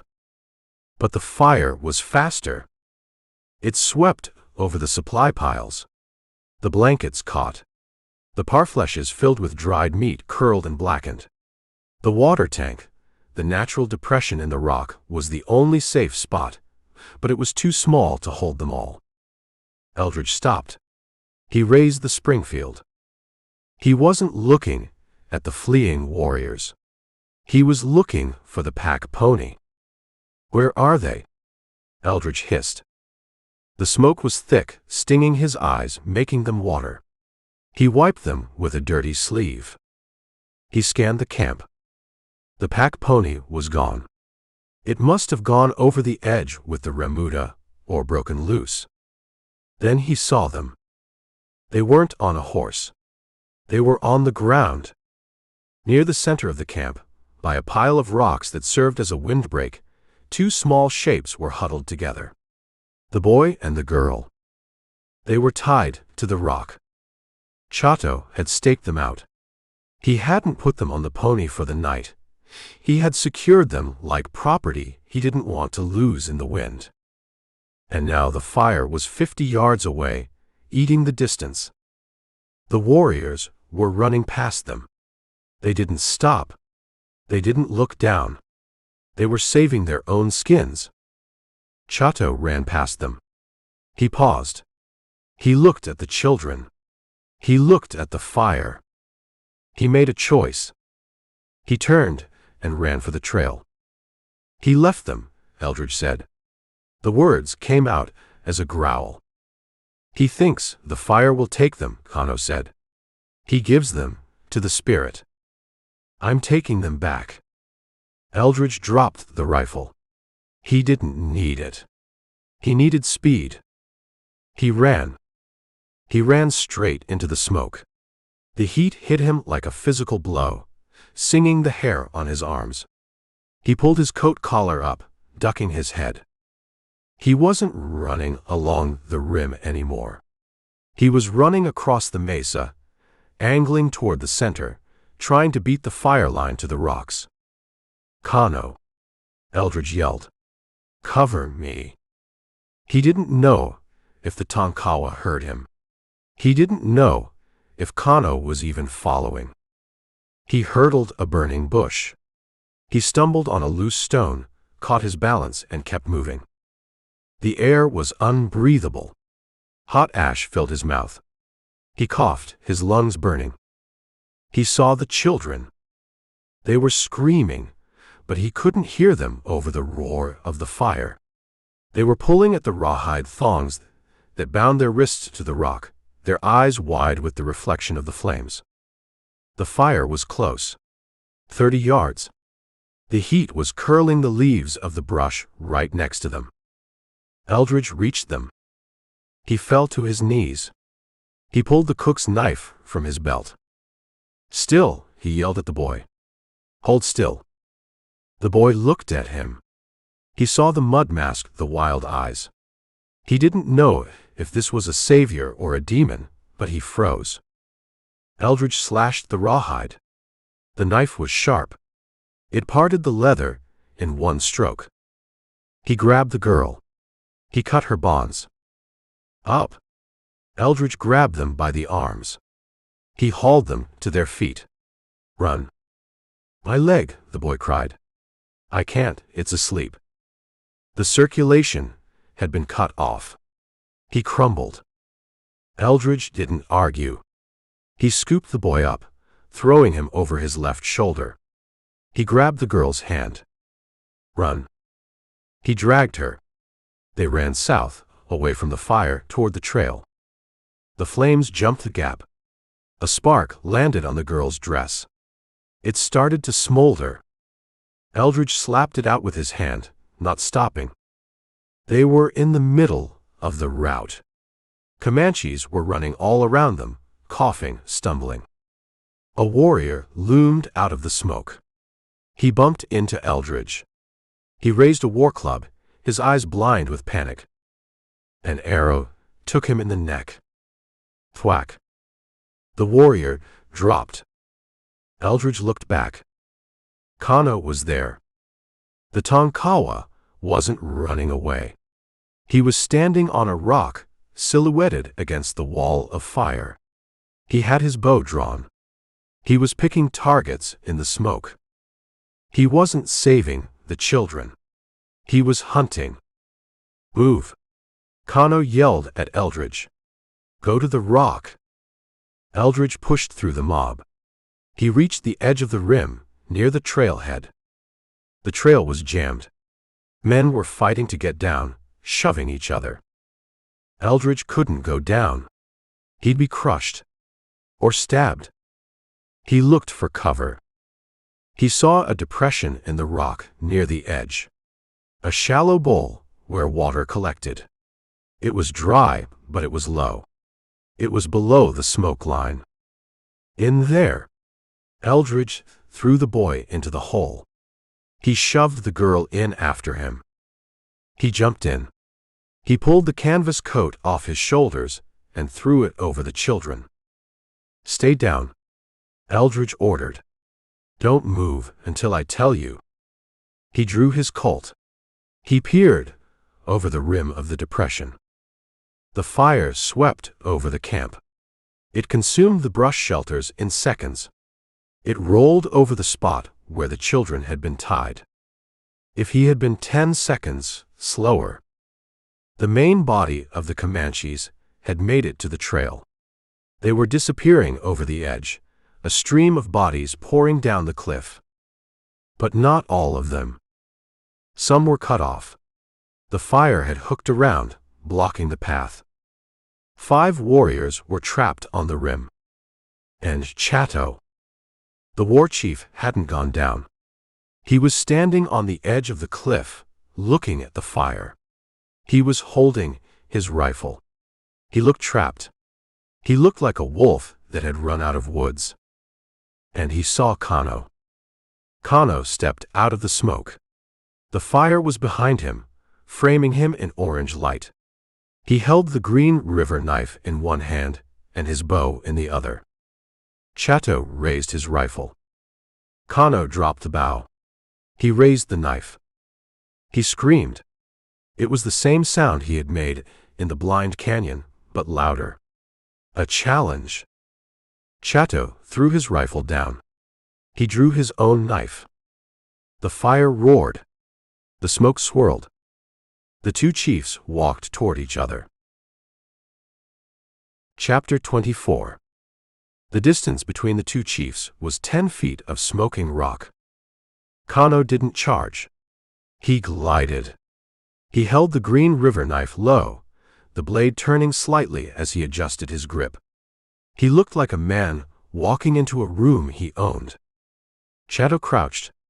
He held his own knife, a heavy bowie stolen from a buffalo hunter years ago, blade out. He was watching Kano's eyes, looking for the tell. They circled.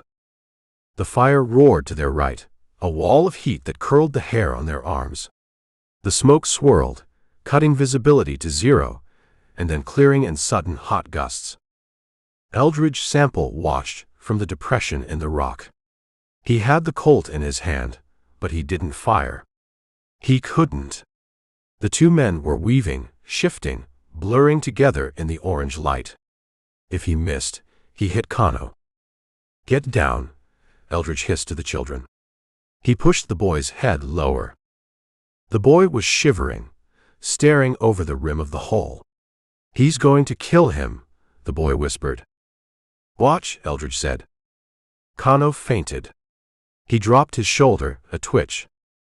Chato bought it. He slashed high, aiming for the neck. Kano went under the blade. He stepped inside Chato's guard. He drove his knife toward Chato's ribs. It would have ended there. It should have ended there.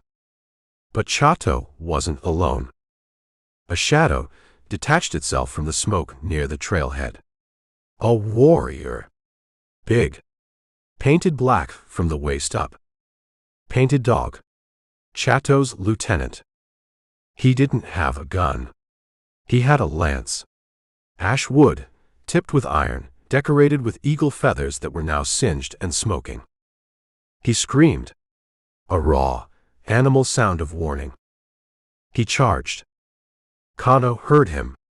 He spun, abandoning Chato to meet the new threat. It was too late to dodge. Painted Dog thrust the lance.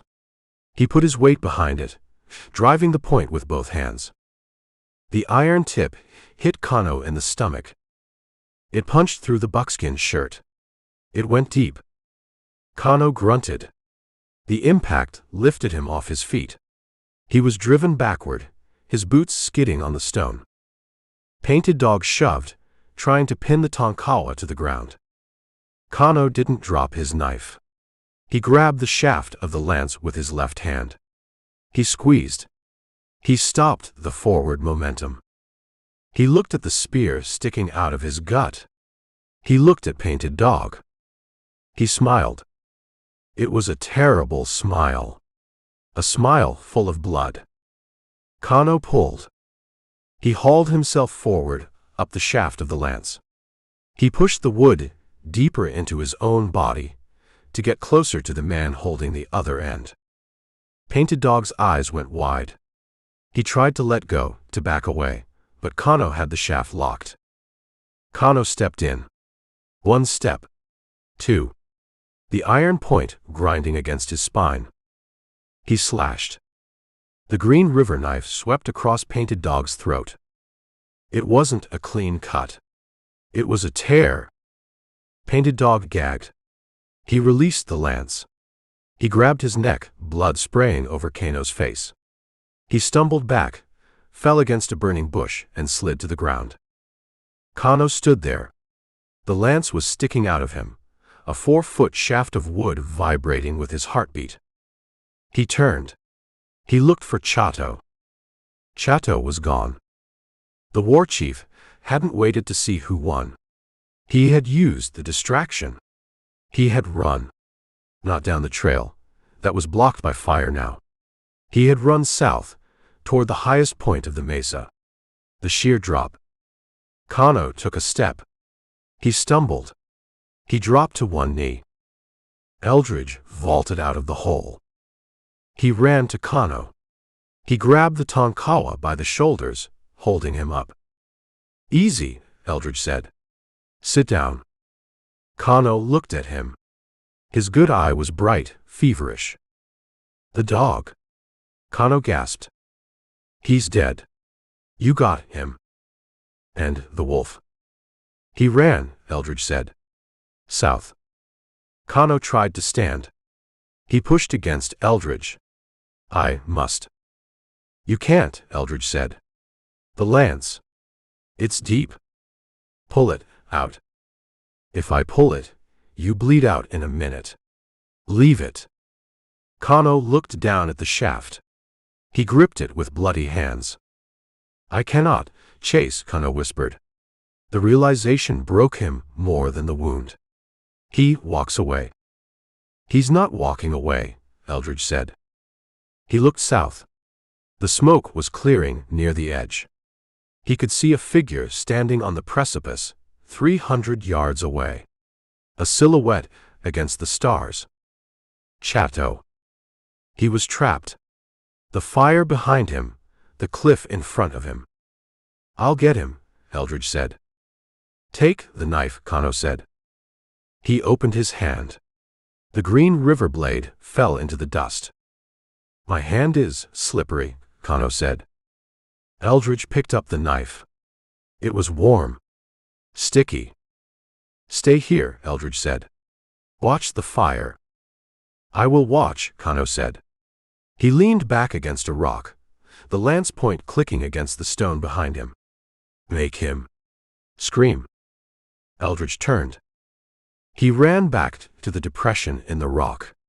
The children were huddled at the bottom, the canvas coat pulled over their heads. You okay? Eldridge asked. The boy peeked out. He saw the fire dying down. He saw the bodies. Is he gone? The boy asked. Almost, Eldridge said. Stay down. Don't come out until I come back. You hear me? Yes. Eldridge stood up. He checked the Colt. 4 rounds. He checked the knife. He looked south. Chato was waiting. He wasn't hiding. He was standing on the edge of the world, looking back at the fire he had lit and the man who had walked through it. Eldridge started walking.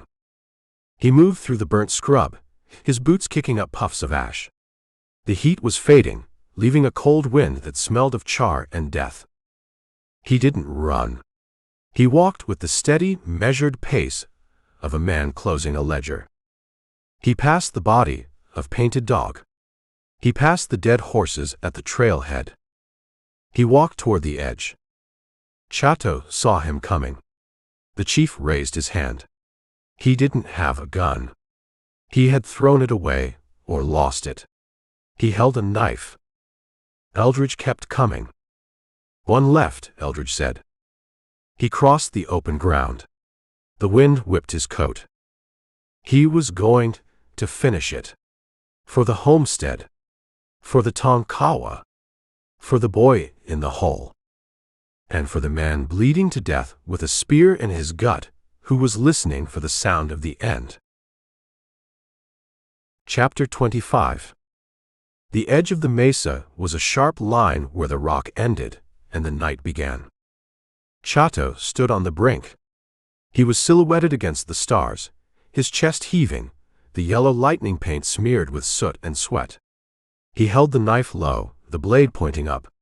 He didn't look at the drop behind him. He looked at Eldridge Sample. Eldridge stopped 10 feet away. He held the green river knife in his right hand. He still had the Colt in his belt, but he didn't reach for it. No bullets? Chato asked. His voice was a rasp, winded but arrogant. Or are you saving them? I'm done shooting, Eldridge said. Chato smiled. It was the smile of a gambler who thinks he sees a tell. You come to take my hair? Like the one eye? I don't want your hair, Chato. I just want you off the rock. Chato fainted. He dipped his shoulder, slashing the air between them. He was fast, even tired. He was a war chief who had killed more men than Eldridge had met. Come, Chato hissed. The wolf against the people. Eldridge didn't crouch. He didn't circle. He walked straight in. Chato lunged. He went for the gut, a killing thrust meant to open the belly. Eldridge stepped into it. He didn't block the knife arm. He let it pass under his own arm, the blade slicing through the side of his canvas coat. He slammed his body into Chato. It wasn't a technique. It was mass. 200 pounds of momentum, hitting a man standing on his heels. Chato grunted. The air left him. Eldridge dropped the knife. He grabbed Chato by the vest, the blue cavalry vest taken from a dead soldier. He grabbed the belt. He lifted. Chato realized it too late. He tried to hook his leg around Eldridge, tried to stab him in the back, but he was already off the ground. Eldridge took 2 steps. He reached the edge. "Fly," Eldridge said. He threw him. Chato went over backward. He didn't scream. He didn't beg. He just looked at Eldridge with eyes wide with surprise. He vanished into the dark. Eldridge stood on the rim. He listened. 3 seconds. 4. Crack. A sound like a dry branch snapping, far below. Then the rattle of loose shale. Then silence. Eldridge looked down. He couldn't see the body. He didn't need to. Gravity was the only law that never failed. "Done?" Eldridge whispered. He turned. He picked up the green river knife from the dust. He wiped it on his leg. He walked back toward the fire. The smoke was thinning. The flames had consumed the brush and died down to glowing embers that pulsed in the wind. The mesa top was quiet. No more shooting. No more screaming. Just the sound of the wind. He found Kano where he had left him. The Tonkawa was sitting against the rock, his legs stretched out. His hands were folded over the shaft of the lance that pinned him to the earth. His eye was open. It was dim, the firelight fading from the pupil. Eldridge knelt. "The wolf," Kano whispered. "He flew," Eldridge said. "He landed hard." Kano nodded. A small, jerky motion. "Good. The rocks are hungry." Kano's hand moved to the pouch on his chest. The white doe skin bag with the blue feathers. It was heavy now. Full. "My family," Kano said.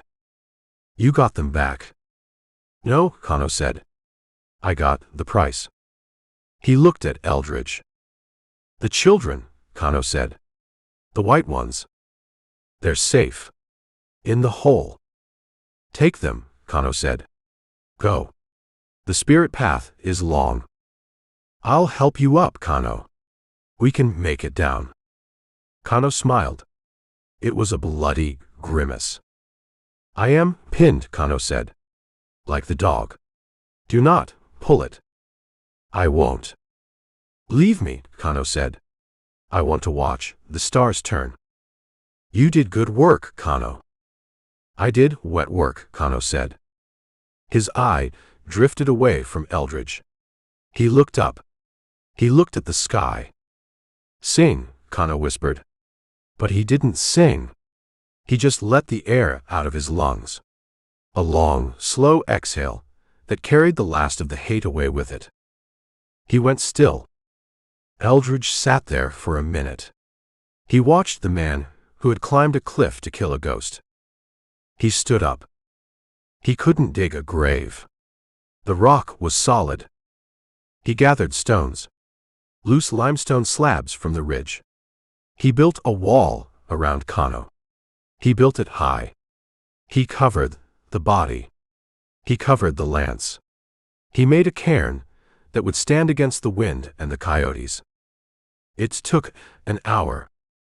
When he was done, he walked to the depression in the rock. The children were there. They were huddled under the coat, asleep. Exhaustion had finally beaten terror. "Wake up," Eldridge said gently. The boy jumped. He grabbed his sister. "It's me," Eldridge said. "It's over." The boy looked at him. He saw the mud mask.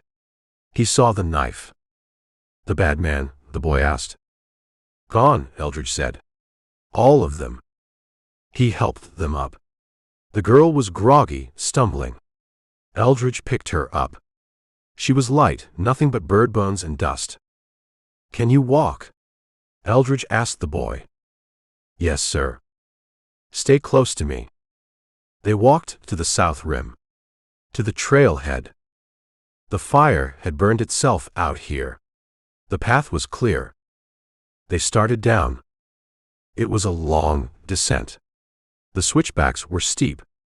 Eldridge carried the girl in one arm, steadying the boy with the other hand. They moved slow.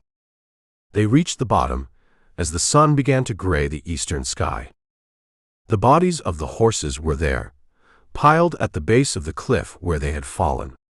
A mound of broken legs and silent misery. Eldridge steered the children away from it. He walked to the draw where he had left the bay horse. The bay was there. It was grazing on a patch of weeds, unbothered by the night's work. It nickered when it saw Eldridge. "Good horse," Eldridge said. He lifted the girl into the saddle. He lifted the boy up behind her. "Hold on to her," Eldridge told the boy. "Don't let go."